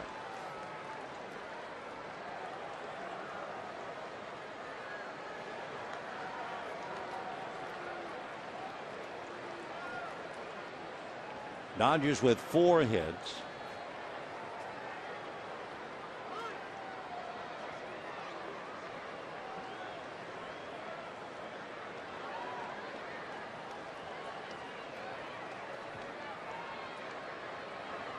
Cahill, 3 walks, 3 strikeouts. That's on the corner. 1-2. The plate umpire we mentioned earlier, Manny Gonzalez, lives in Venezuela. He's been a minor league umpire since 2002. I guess you'd call him a vacation umpire. There goes Abreu, and he is in there with a stolen base. So it's a big risk. I mean, you're down 7-0 with 2 outs, but Abreu saw an opening and took off to steal his 5th. He's stolen 5 out of 7. So Montero, no doubt, a little annoyed. Kind of looked over and shrugged just a little as he looked at the Arizona dugout. 2-2 the count to Rivera.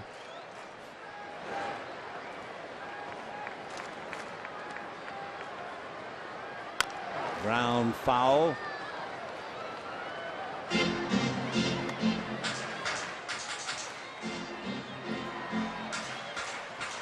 Rivera batting second, playing first base, trying to get something going, hitting .259.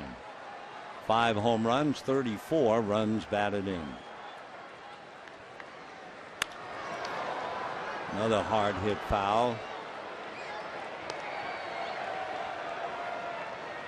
Well, Rivera still there, 2-2.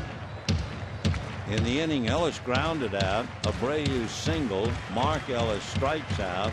Abreu steals second. And Rivera trying to pick him up. 2 balls, 2 strikes. Game 1 of the homestand. Game 1 of 3 with Arizona. And that'll do it. Strike 3 called. The 4th strikeout for Cahill.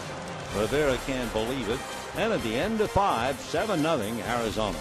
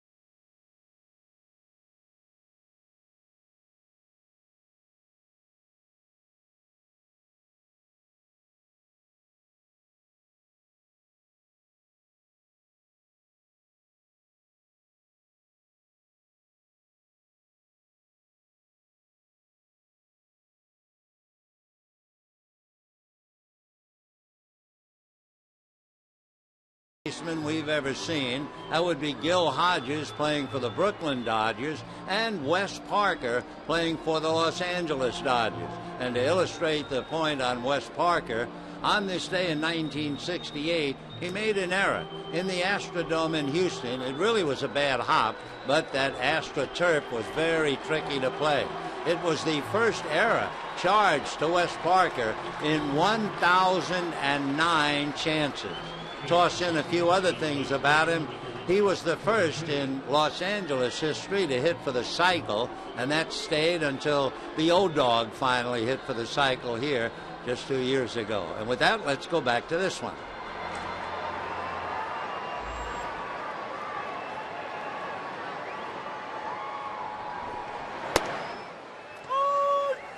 Arizona trying to beat the Dodgers for the 4th straight. And they're looking at Josh Lindblom now. Picking up for Aaron Harang. 0-2 the count to Trevor Cahill, then Gerardo Parra and Aaron Hill.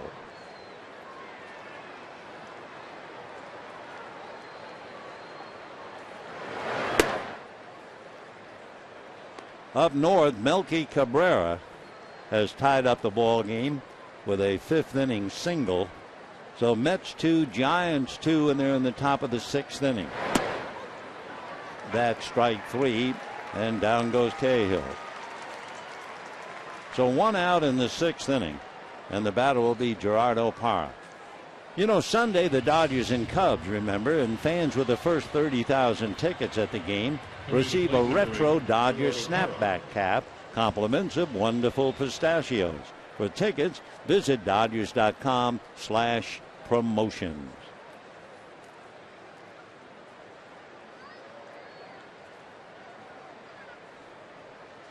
Gerardo Parra singled to center, doubled to right, and grounded out.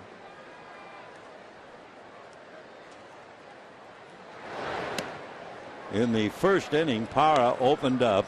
Count went no balls and 2 strikes, and Parra promptly singled. Then Aaron Hill singled, and after Kubel flied to left, Paul Goldschmidt hit a 3-run home run. That's a hopper into right field, so Parra now comes up with his 3rd hit tonight. That'll get him up around 290, and he is 3 for 4.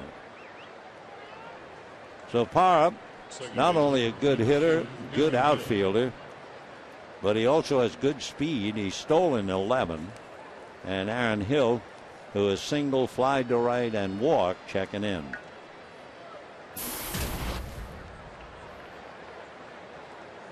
Seven runs and 9 hits against starter Harang. And sure enough, there goes Parra, and the throw slices away. 0-1 the count as Parra steals his 12th.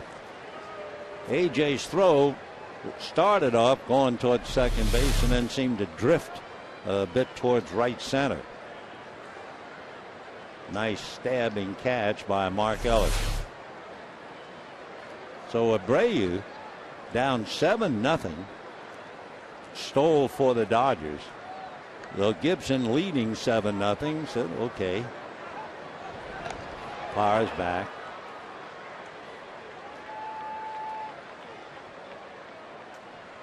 Oh, and 1.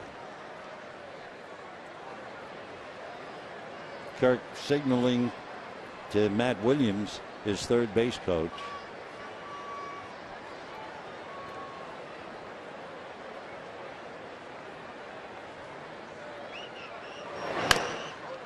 Foul ball. 0-2 the count to Aaron Hill. So the boy from Visalia, back here in Southern California. Big man on campus at LSU. He is very much of a fly ball hitter. When they got him, it was in the second inning. He flied to right field.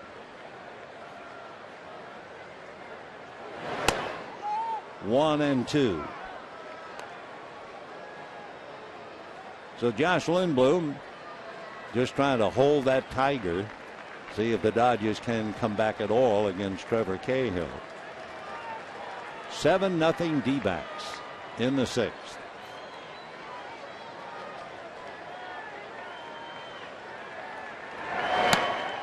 Same spot, 2 balls and 2 strikes.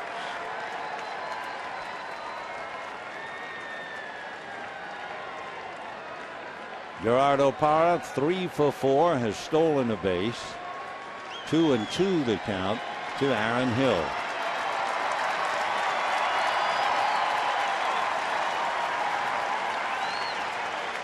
And there goes Parra to third, and it's a little dribbler. Over to get it is Ramirez. Parra coming to the plate. Ramirez throw. He is out at the plate.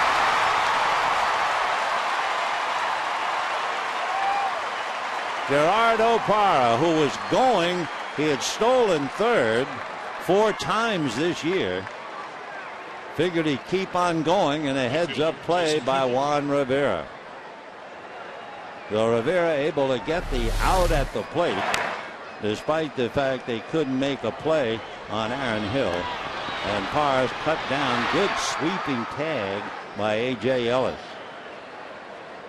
Parr had held up just for a moment, then figured he could make it. So on the bunt, the fielder's choice for Hill. Parr up, nailed. 3-2. So now the batter is Kubel.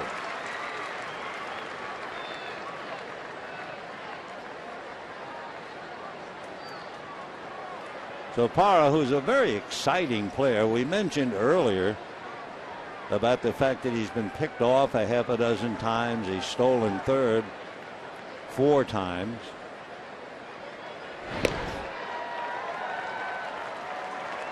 On the throw to first to Juan Rivera, Hill had beaten the play, so they're going to give Hill a single. And then Parra out, trying to go all the way from second base. Still 7-0 D-backs.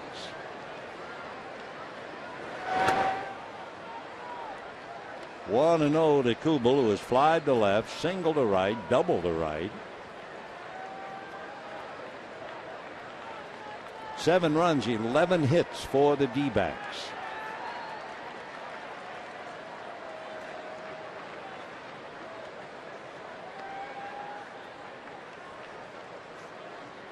Aaron Hill at first has stolen 8 out of 11.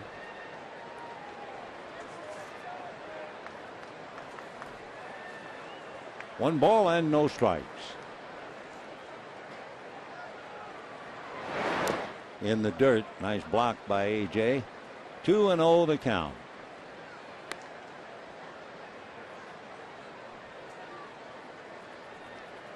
Aaron Harang went 5, charged with 7 runs, 9 hits, a 3-run home run by Goldschmidt, and a grand slam home run by Johnson. 2 balls and no strikes.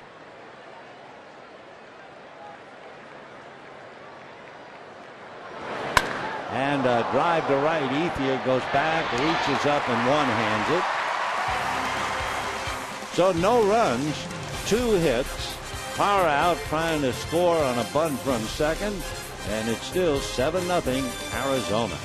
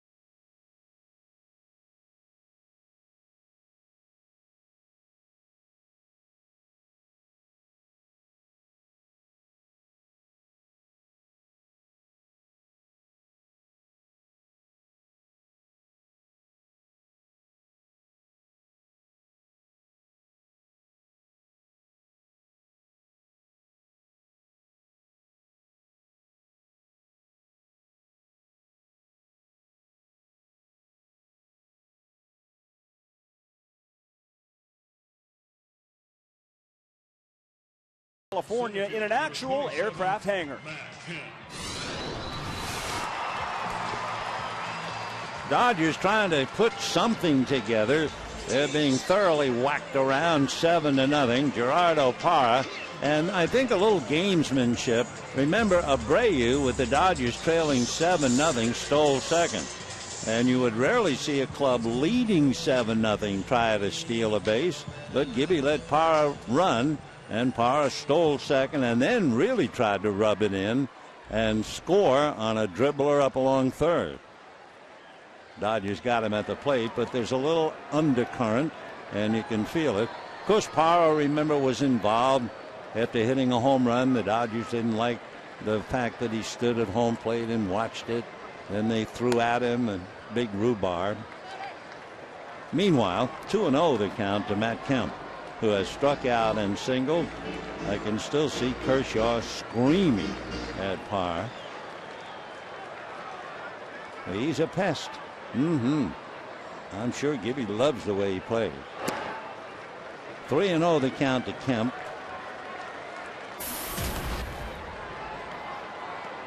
Would Mattingly greenlight him 3-0? I would think so, just to pep up the club, see if they can get something going.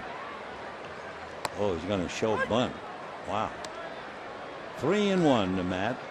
And then Ethier. Then Ramirez.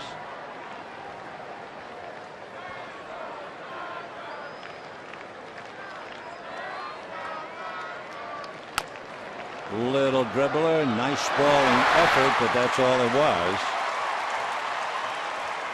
So Matt Kemp, I assume, will get an infield single, and he'll be 2 for 3 in the box score, although he's not too happy about that.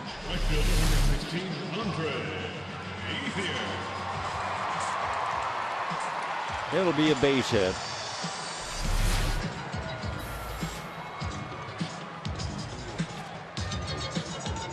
Dodgers now have 5 hits, no runs. And now they have Ethier, Ramirez, and Hairston coming up. Andre grounded into a double play and hit into a fourth place.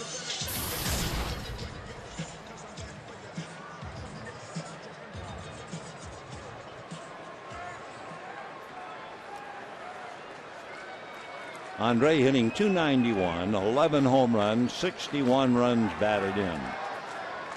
And hammers it foul down the line. That was foul from the moment it left home plate. No balls and 1 strike.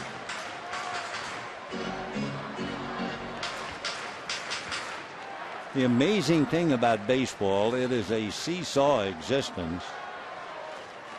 You can imagine the, well, not euphoria, but the Dodgers were thoroughly delighted with themselves on the flight home from San Francisco, and why not?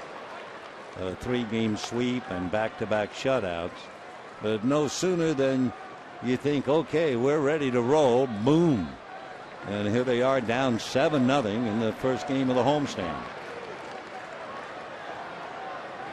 1 ball and 1 strike. Kemp at first.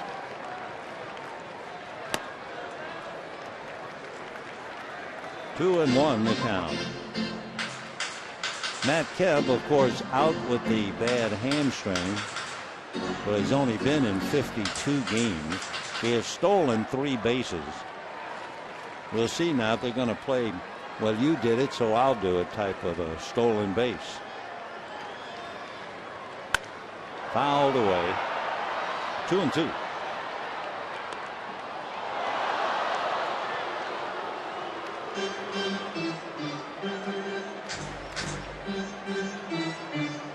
Two balls and 2 strikes to Andre Ethier. On the stolen base, not so much by Abreu down 7-0. The stolen base by Parra, with the D-backs leading 7-0. It's always been a debatable point. Another foul ball. Ethier got that on the foot, I think. The debatable point about why would you steal a base? That's not fair. That's not right. That's not sportsmanlike. But if you're an all-around ball player, and stolen bases certainly are part of your game, how can you blame a guy, despite the score, trying to steal a base, when the fella up there with the bat in his hand is trying to hit the ball into the park or out of the park, depending upon the location? But boy, they can get so angry at the other team after a certain score if you steal a base. 2-2. And there goes Kemp on a hit and run base hit into right field. So Andre Ethier singles. Matt Kemp becomes the second Dodger to get to third base. Ramirez reached there in the fourth inning. So here comes Hanley. Kemp going, and the ball just by Aaron Hill.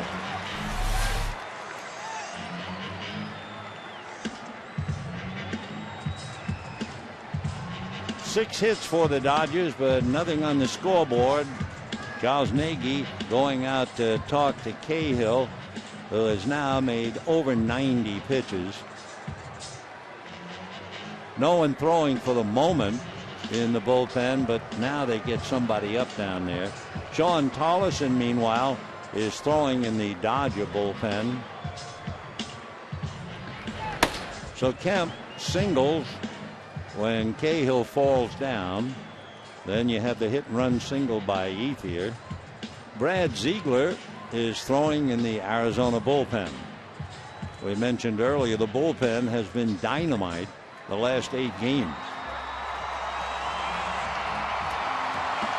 Cahill, let's face it, did not look like a former shortstop coming off the mound with that ball hit to his left. Partly it might very well have been a bit of fatigue when he buckled and went to the ground. Hanley has struck out, hit into a force play, stole a base. 0-1.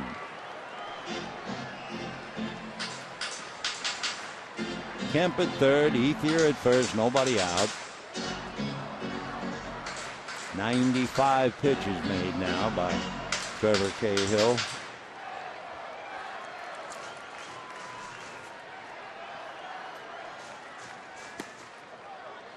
One and one. In looking at Cahill's performances, his high in pitches 109.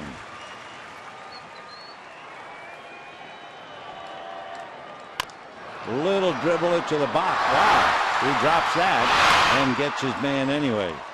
So Cahill, a little jumpy out there for a former infielder. He gets Ramirez.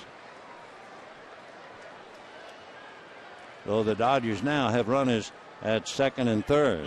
One out, Jerry Hairston.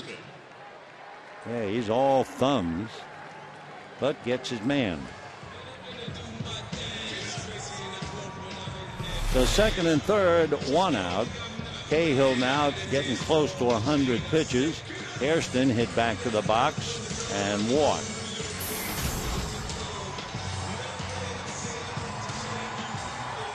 First base open and Luis Cruz on deck.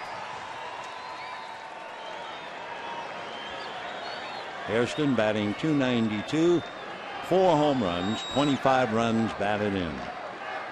For the second time, the Dodgers have a runner at third. It's Kemp. Ramirez was there in the fourth inning. 0-1.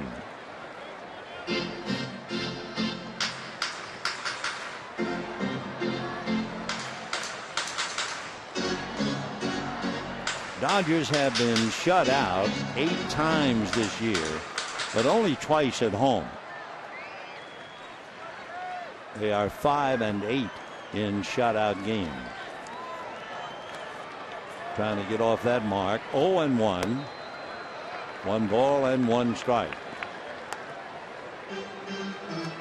This should be the 100th pitch made by Trevor Cahill. So from now on, he'll be on thin ice. Yeah. Time for a big sigh.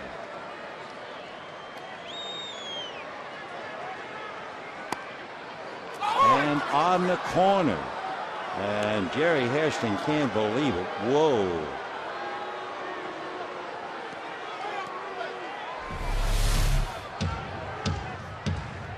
And to be backhanded, it was outside the zone. Well, Manny working in the big leagues. Umpires get vacations now, so they'll call up a minor league umpire to help out. 1-2 to Jerry Hairston.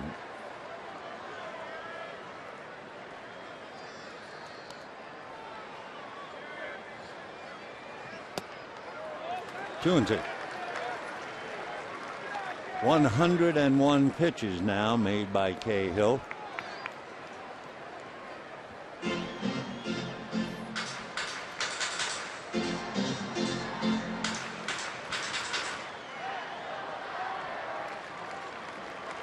Second and third, one out, 7-0 D-backs, bottom of the sixth. Hard ground ball. Stephen Drew makes the play. Kemp scores. That makes it 7-1 in favor of Arizona. And Hairston picks up a run batted in. With the ball hit ahead of him, Ethier had nowhere to go but stay at second.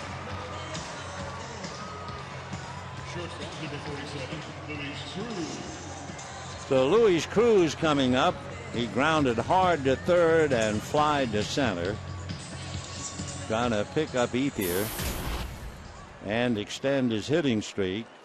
He has hit 12 straight. And a strike. For Luis Cruz, you notice he has an open stance, and then he will bring that left leg in, and it's all a matter of timing, but he's got to get that left foot down early. Foul back. 0-2.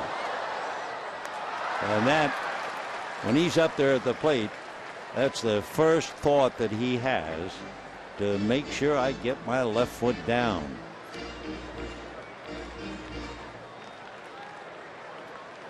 See how open he is, but then he'll swing it in.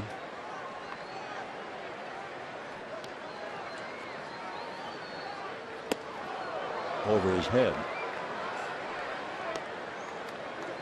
105 pitches made by Cahill. And looking at his past performances, you would have to believe this would be his last inning, but we'll see. 7-1 Diamondbacks. Sixth inning. Ethier at second, 2 out. 2-2 the count to Luis Cruz. On deck, A.J. Ellis.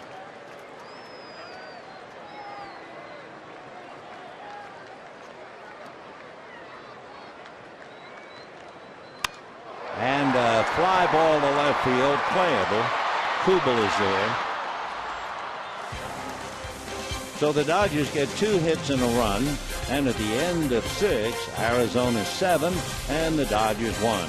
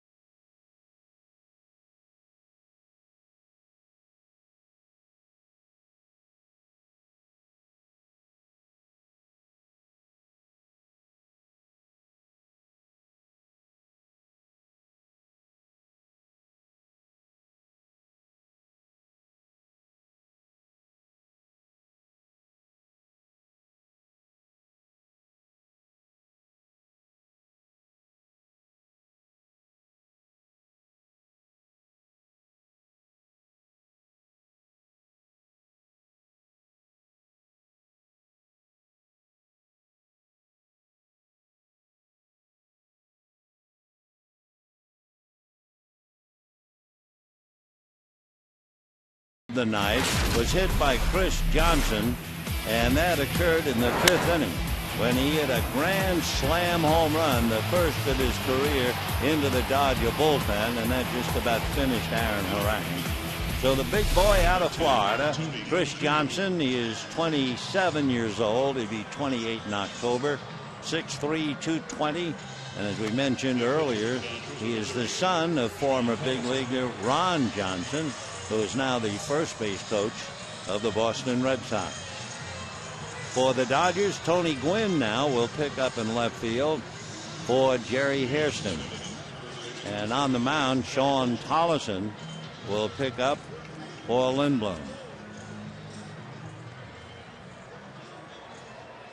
Tollison, who is the pitcher of record in the extra inning game with the Giants, 1-0. And he'll start off against Paul Goldschmidt. Strike, 0-1.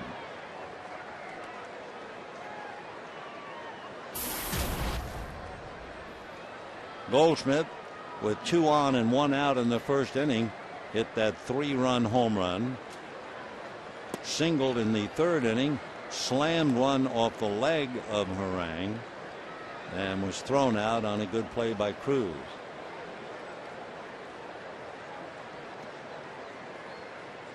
One and one. Going after a pitch up.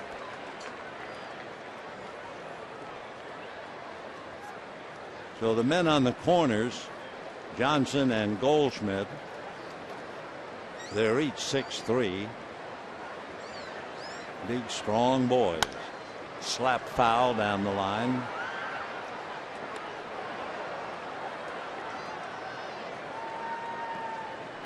One ball and 2 strikes.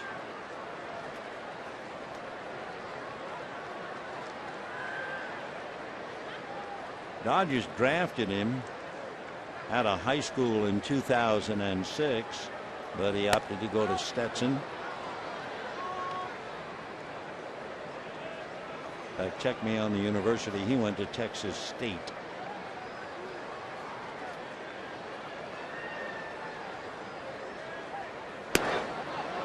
Just did hold up. They check. No swing, says Jerry Davis.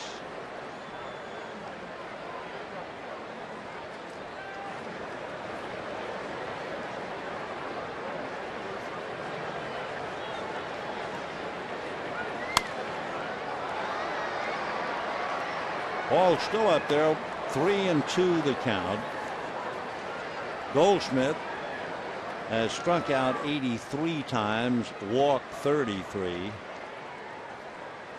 Waiting on deck, Justin Upton, who was furious at everybody when he struck out in the 5th inning. Goldschmidt now strikes out, opening up the 7th.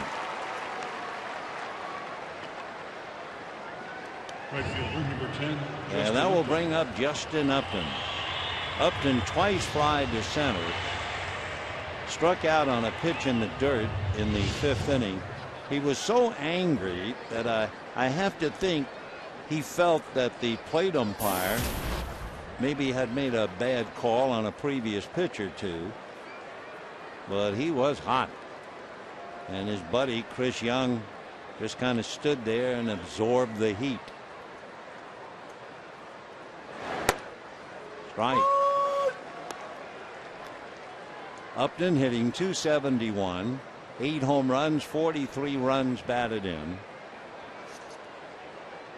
Everybody agrees he's a very talented young player, but they expect so much of him.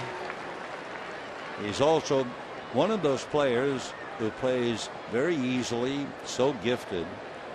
But because he plays so calmly, effortlessly, people over in Arizona get angry at him.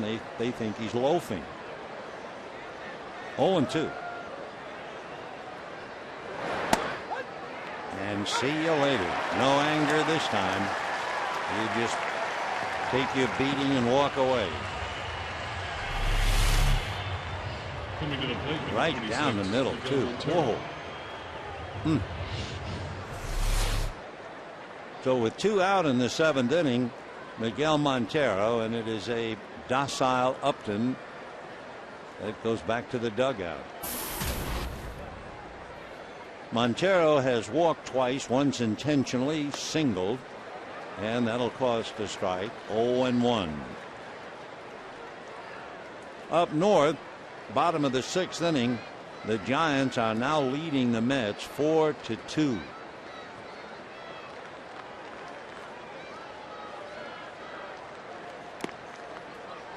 One ball and one strike.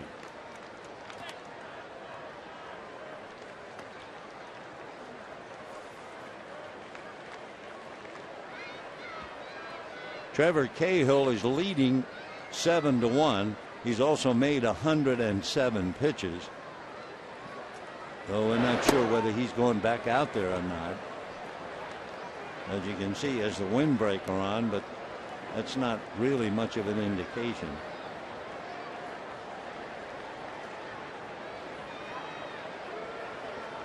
Two and one. And that's going to go foul down the line, out of play. Game 1 of a 3-game series with Arizona. The D-backs look at the history book. Remember the great come-from-behind run they had last year. They were down by 4 with 60 games to go, and they won the division. Well, they're down by 4.5 with 60 to go tonight. And there's one hit up the middle.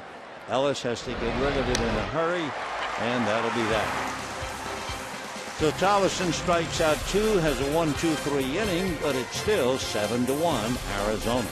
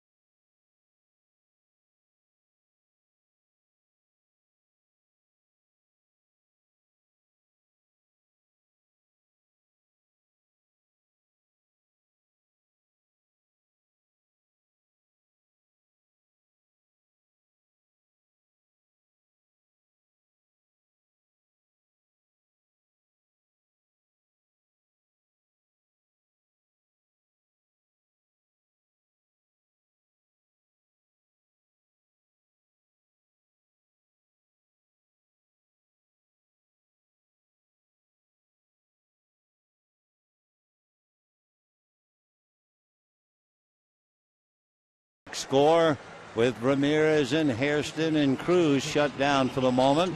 But the Dodgers giving up 3 in the first, 4 more in the 5th. kind of blown away on the home runs by Paul Goldschmidt and the grand slam by Chris Johnson. Brad Ziegler will now try to continue for the starter, Trevor Cahill, who made 107 pitches, and that figured to be his maximum, and it was. So here is Ziegler. And almost hits Ellis.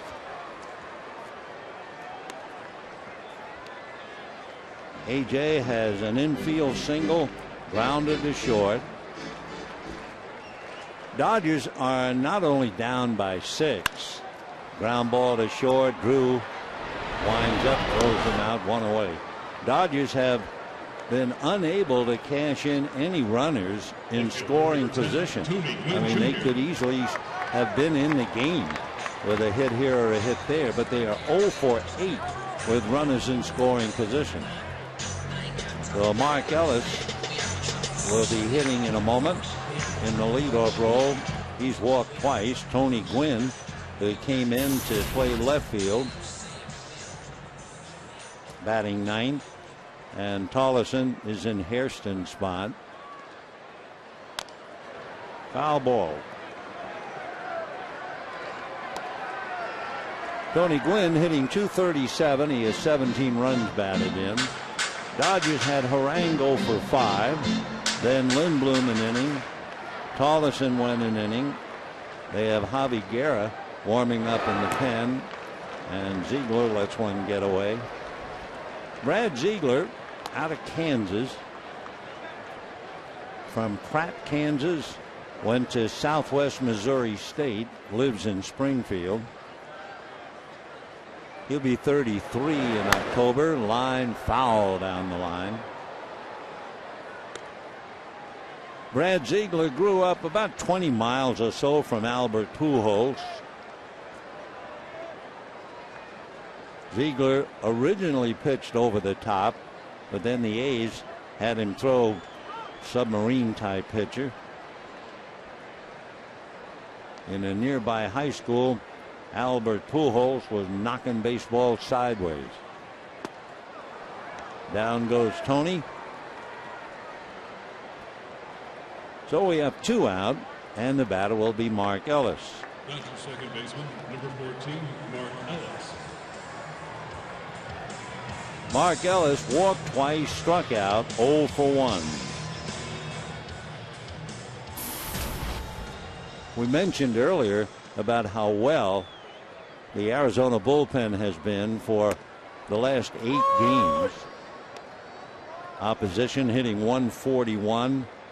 Collectively, the ERA of the pen less than 1.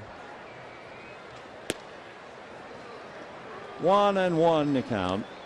Ellis hitting .261, 3 home runs, 15 runs batted in.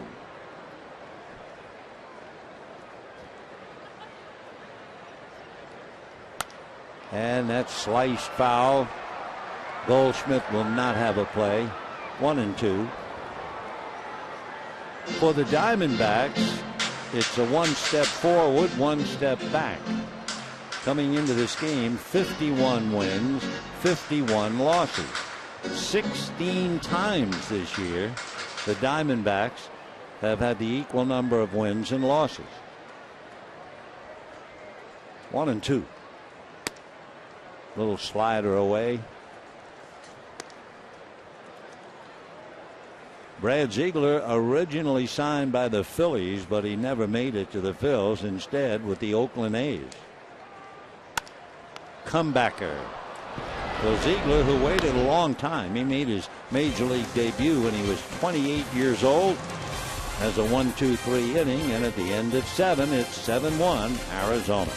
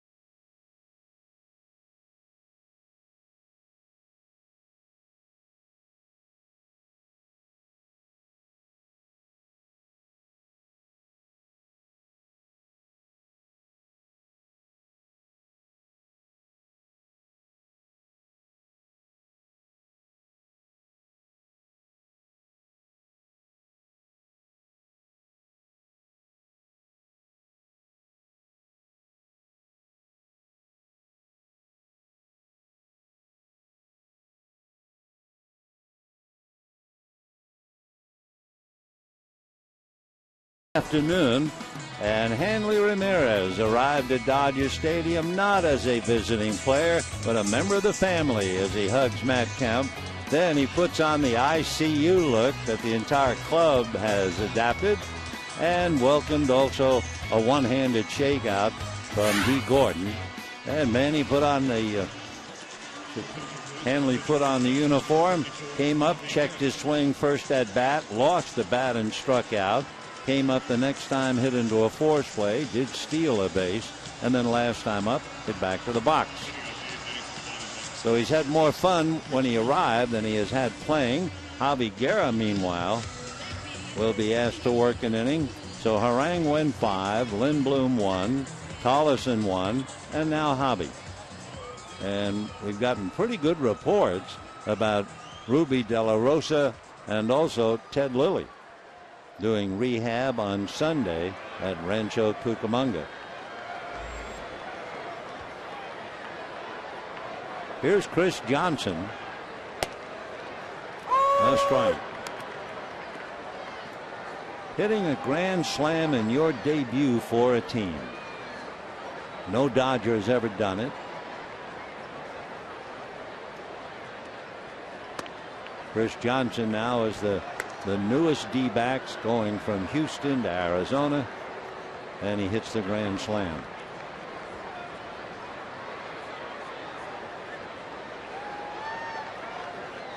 Outfield plays him straight away, and he promptly hits one backhanded by Cruz. So Johnson lines out, one away, and the batter will be Stephen Drew. You know, you can follow the Dodgers with MLB.com at Bat 12 for your iPhone, iPad, BlackBerry, Android, and Windows Mobile. You'll get live audio, pitch catch, video highlights, so much more. Text at bat 31826 or the easy way, Dodgers.com for details. Ball 1 to Stephen Drew. Game 1 of the series tomorrow night. It'll be a battle of left-handers, Wade Miley and Chris Capuano. There'll also be Kirk Gibson bobblehead night. The concluding game Wednesday, remember, is a 12-10 game, and that will be Josh Colmenter and Stephen Fife. Stephen Fife, who was called up to pitch against Roy Halladay in the Phillies and gave up 1 run. Fly ball. Then he was called up to go up against Matt Cain and the Giants and gave up 1 run. So we'll see Stephen Fife Wednesday afternoon. They will have a hitter for Ziegler, and it'll be Ryan Wheeler coming up to hit. Ryan Wheeler is from Torrance, California. He went to Loyola Marymount. He's 24 years old, made his debut on the 20th, 10 days after his birthday. He is a big wheeler at 6'4", 220.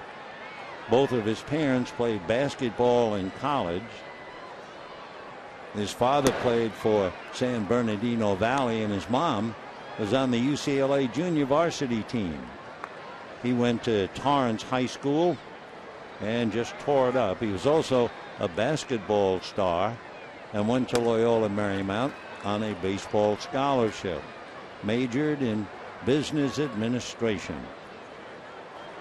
Well, coming from Torrance, I'm sure he knows his way to Dodger Stadium long before he became a big league player. Wheeler became a pro in 2009. Hitting 200, 1 run batted in. 2-1. Little foul out of play.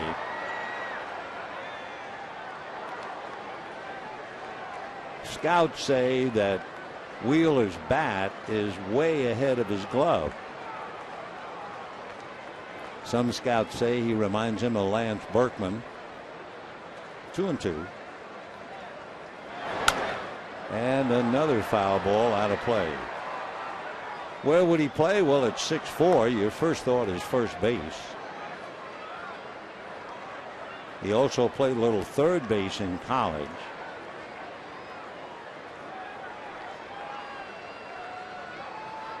Two and two to Ryan Wheeler.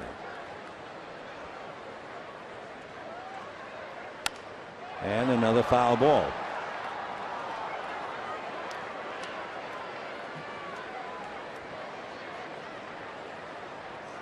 Wheeler has played in South Bend, Yakima, Mobile, Visalia, Reno, and Arizona. 2 and 2 to Ryan. 3 and 2.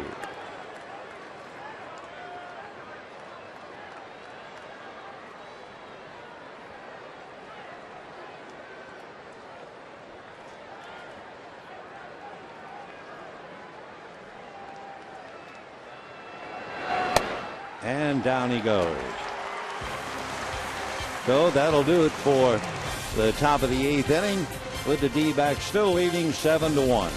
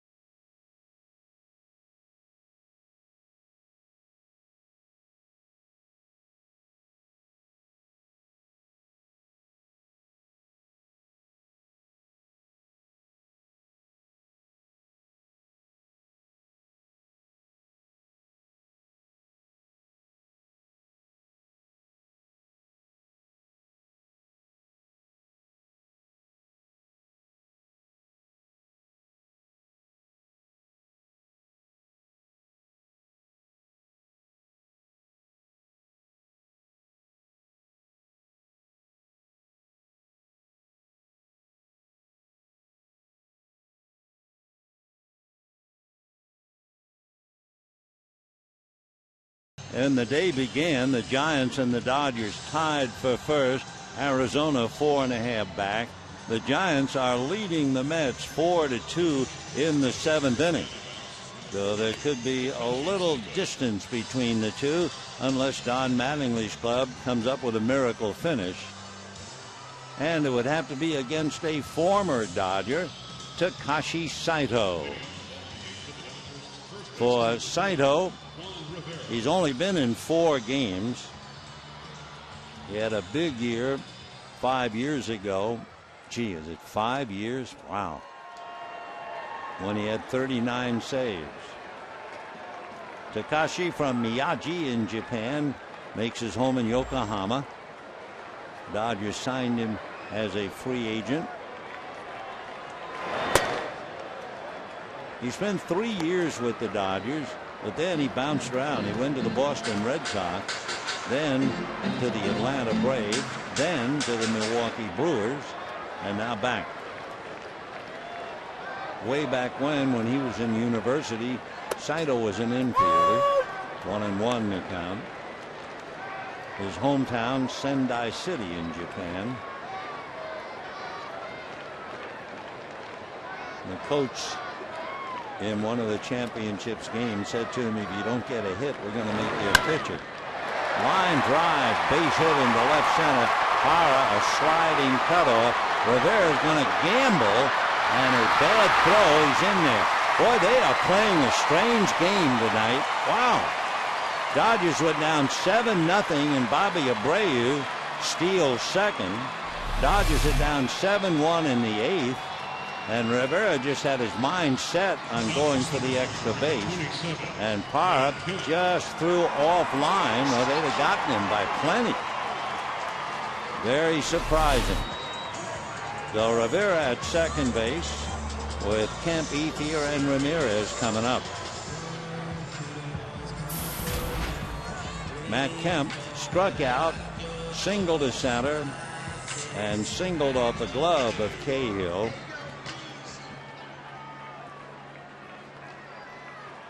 Down in the Dodger bullpen, Randy Choate begins to loosen up. We're in the bottom of the 8th inning. It's 7-1 D-backs.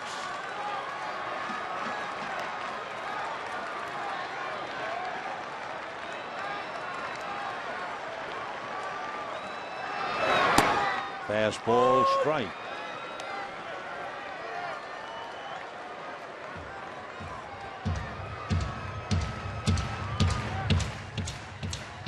Takashi Saito just turned 42.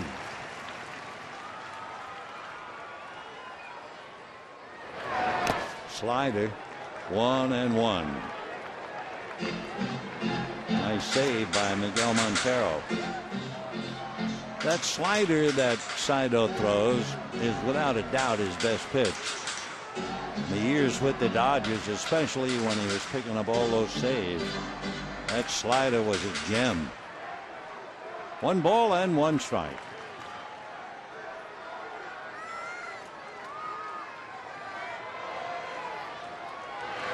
Fastball, 1-2. Fastball up there at 90, so Saito, even at 42, can still bring it. 1-2 the count. So now let's see the guessing game. Saito, of course, saw Matt Kemp back in 07 and 08 chasing sliders. So let's see if he comes with the slider. 1-2. Nope. Show him a fastball. And that was 92. If you watch Montero, you'll see that the Arizona catcher does things differently. He does not usually use his fingers. If you're like Saito looking at him, watch what he does. Behind there, kneecaps, chest, shoulder, kneecaps. Okay.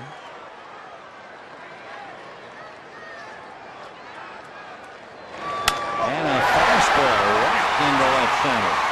So that scores the run easily, and Kemp's going to keep on going, and he's in there. So the Dodgers are not about to just roll over and go 90 feet at a time. The only surprise in the sequence of pitches, we only saw 1 slider. So Rivera, a leg double. Matt Kemp hits one to the gap. Parra over to get it. Matt keeps going. And he's in there. That's 2 very poor throws from Parra in the outfield.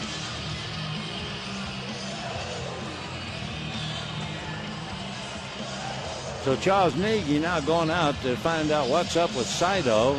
We know one thing, the bullpen's up. Matt Kemp, 3 hits and a RBI. David Hernandez begins to warm up for Arizona. 7-2 in favor of the D-backs.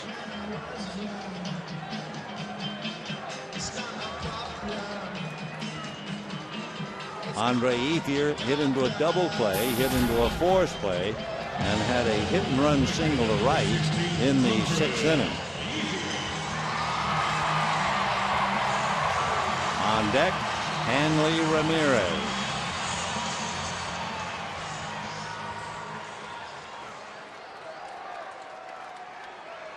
Andre batting .293, 11 home runs, 61 runs batted in. Fastball and a fly ball. Upton is there. Kemp is not going to run on Upton. He has a great arm. So 1 out. So with Matt at second and one away, Hanley Ramirez. 0 for 3 in his debut.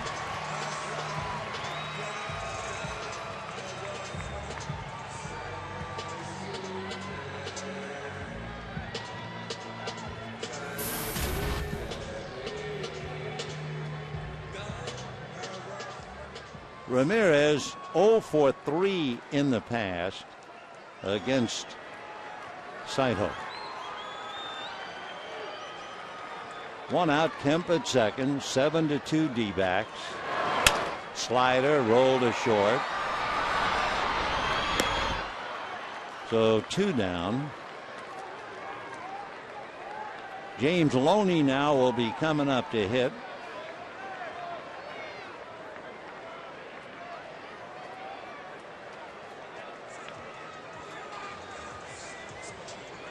Just checking Loney and Saito. Loney just 0 for 1 against him. Hitting .257. James with 2 home runs, 28 runs batted in. Luis Cruz on deck. Number 7, James Loney.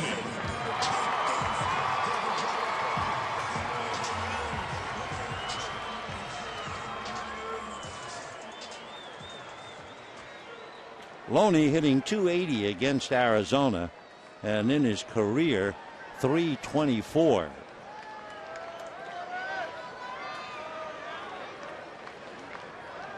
Kemp walking down the line from third, ball 1. Loney is hitting .260 against right-hand pitching. Both of his home runs against a right-hander.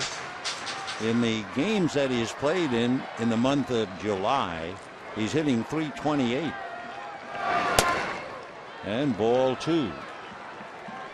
James hitting pretty well here at Dodger Stadium, .291. All of a sudden, James Loney is the seasoned veteran. He's been in 734 games since 2008. Ground ball wide at third. Nice pick by Johnson. And that's that. So the Dodgers get back-to-back doubles. Rivera and Kemp get a run, and they trail 7-2.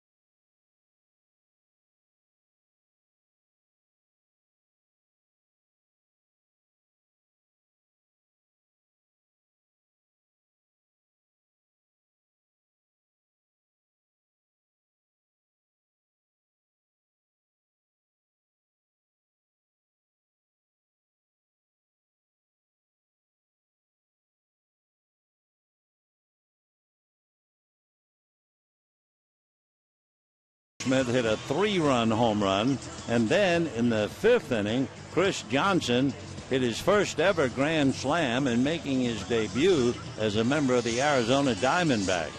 Meanwhile, Aaron Harang did not have a chance to applaud because in 5 innings he gave up 7 runs, and for Aaron, a lot of trouble with the Diamondbacks. 3-6 lifetime, but he has just 1 victory in a long time against Arizona. So Randy Choate who pitched for Arizona for a couple of years, will be the 5th Dodger pitcher. Aaron Harang, then Josh Lindblom, Sean Tolleson, Javi Guerra, and now Randy Choate. Up north, Scott Hairston, Jerry's brother, tied it up with a 2-run home run against Sergio Romo. Remember, it was Sergio Romo who gave up the slider to Hanley Ramirez, and Ramirez hit a 2-run home run in the 10th inning to beat the Giants. Well, the other Hairston has just tied it up 4-4 in the 8th inning up there. Down in the Dodger bullpen, Jamie Wright begins to loosen up. Gerardo Parra has 2 singles, a double, and a stolen base. Scored once and was cut down at the plate once. Breaking ball rolled to Rivera, who doubled, picks it up, steps on the bag. 1 down, top of the 9th. And the batter will be Aaron Hill.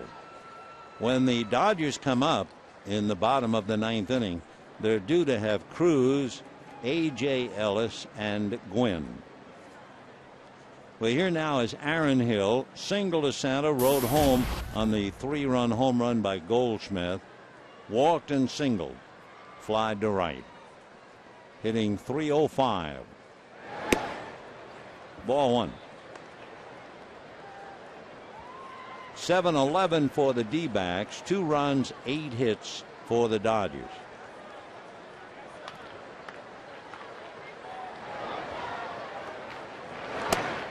In there.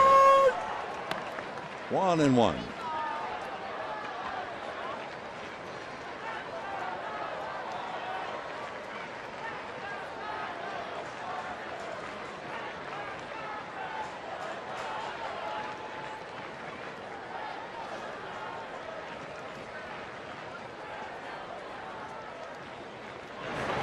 Big slider all the way to the screen.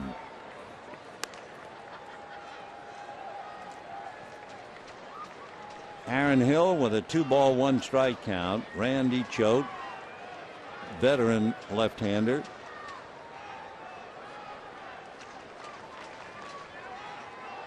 Randy Choate will be 37 first week of September. So after the big slider in, fastball down and away. 3-1 the count. Waiting on deck, Jason Kubel.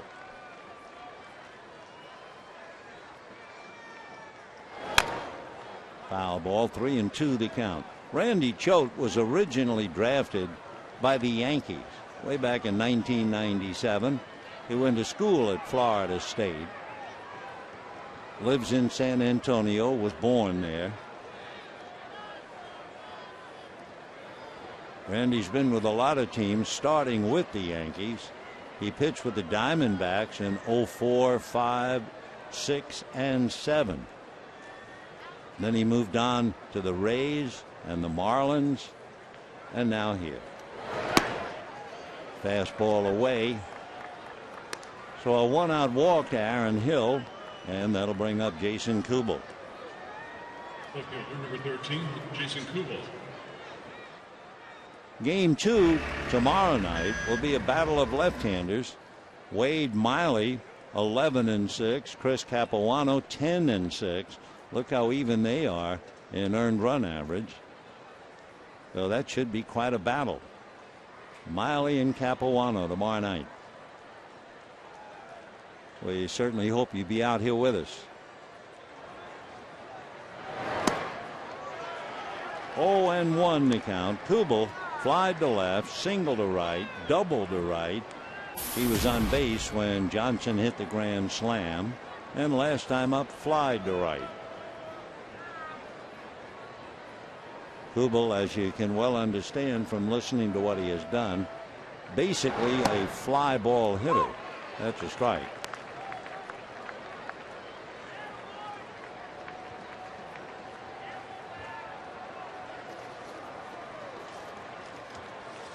Oh, 0-2 against the left-hander.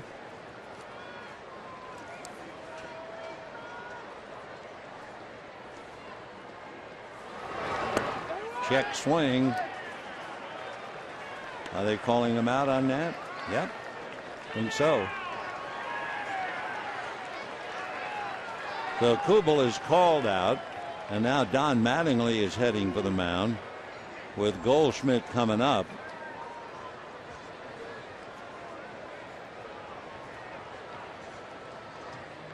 Jamie Wright got up at the start of the inning. So Jamie's going to be called in, and we'll be right back.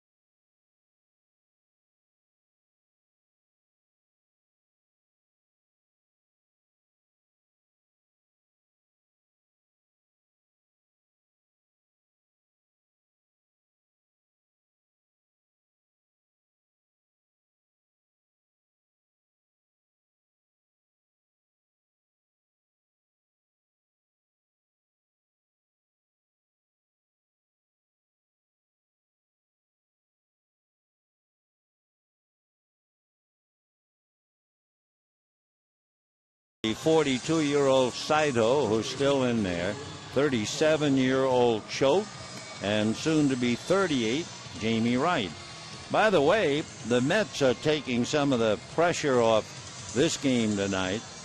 With the Dodgers losing 7-2, the Mets have just broken a 4-4 tie and lead the Giants 6-4 in the 8th inning. They've done it against Sergio Romo. Justin Turner doubled off a wall to knock in a run and then scored on a single. Meanwhile, Paul Goldschmidt, 3-run home run, single, hit back to the box off Harang's leg and thrown out by Cruz, and then last time up, Paul struck out. So he's hitting .293, 14 home runs, 51 runs batted in.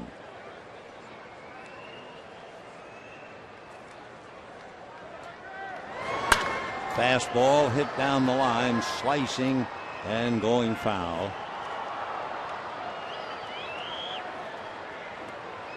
So Aaron Hill back to first. For the last month, Goldschmidt is hitting better than .311 and has 25 RBIs in the last month. Earlier this year, he had a 17-game hitting streak. 1-1. Tried to hold back. Nope. Jerry Davis said you committed. 1-2 the count.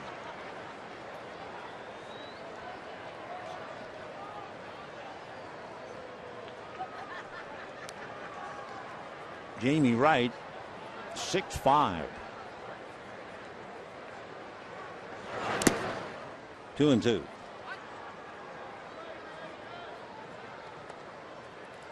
When the Dodgers come up in the bottom of the ninth, Cruz, A.J. Ellis, and Gwynn.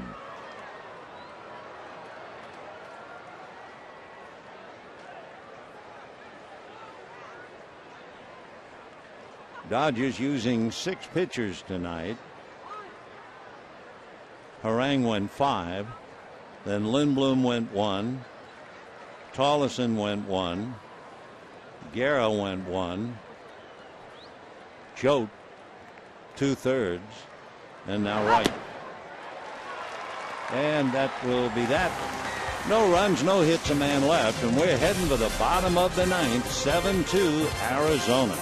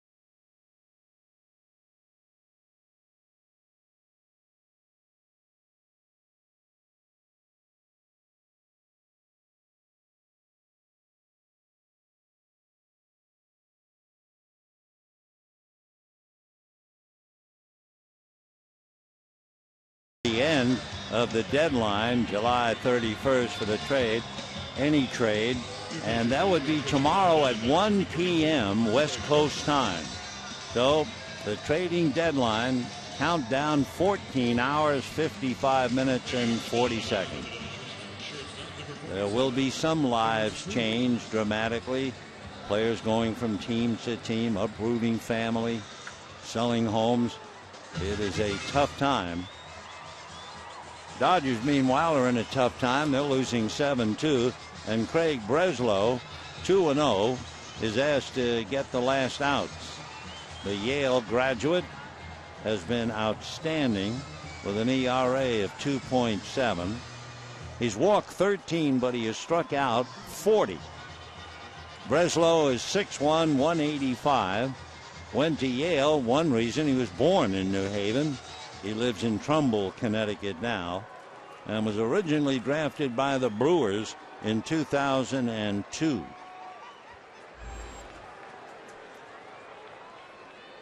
Breslow pitching against Cruz, and ball one.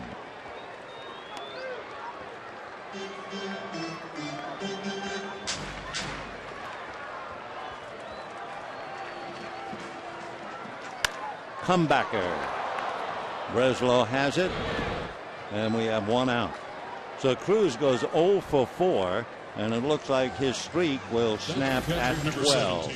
He hit two balls very hard. That ball was hit well. And back in the second inning, he grounded to third, and Johnson stayed with a well-hit ground ball. So one out, and here's A.J. Ellis, infield single and twice grounded to short.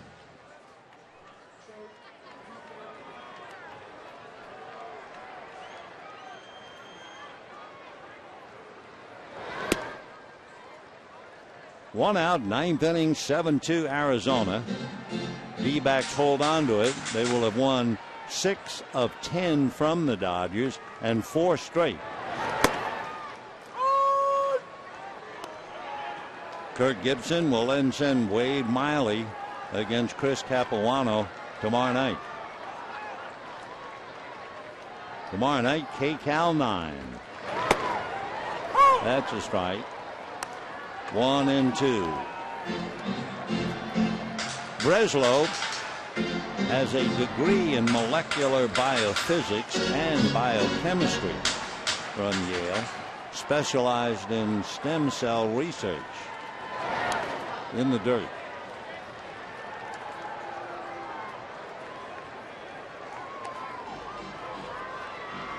Breslow basically fastball, very good curve, straight change, and a cutter.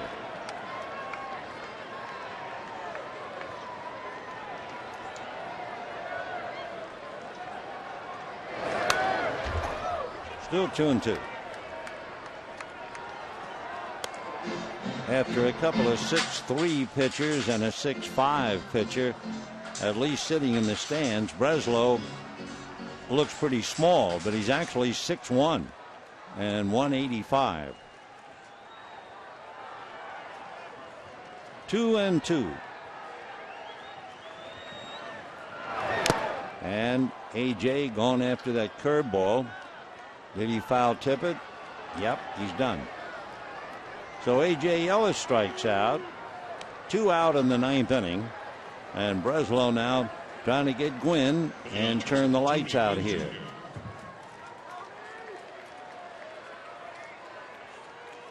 They're in the top of the ninth inning up north. Mets 6, Giants 4.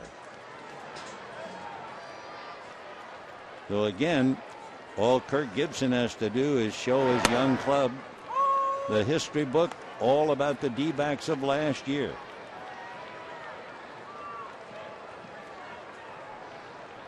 Oh, and 1 to Tony Gwynn.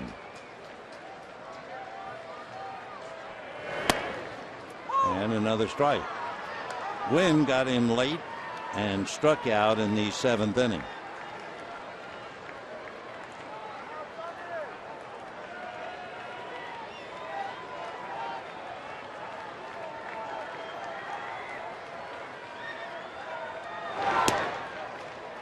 Paid attendance tonight, 33,180. And hope you perhaps will be with us out here at the ballpark tomorrow night. Wade Miley, Chris Capuano, and it will be Kirk Gibson bobblehead night. 1-2. Breaking ball off the plate. D-backs scored 3 in the first, 3-run home run by Paul Goldschmidt, and 4 in the fifth, a grand slam by Chris Johnson, and that was it.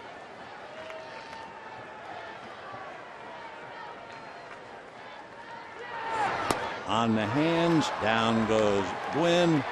Dodgers go 1-2-3. Breslow strikes out 2, and that's it.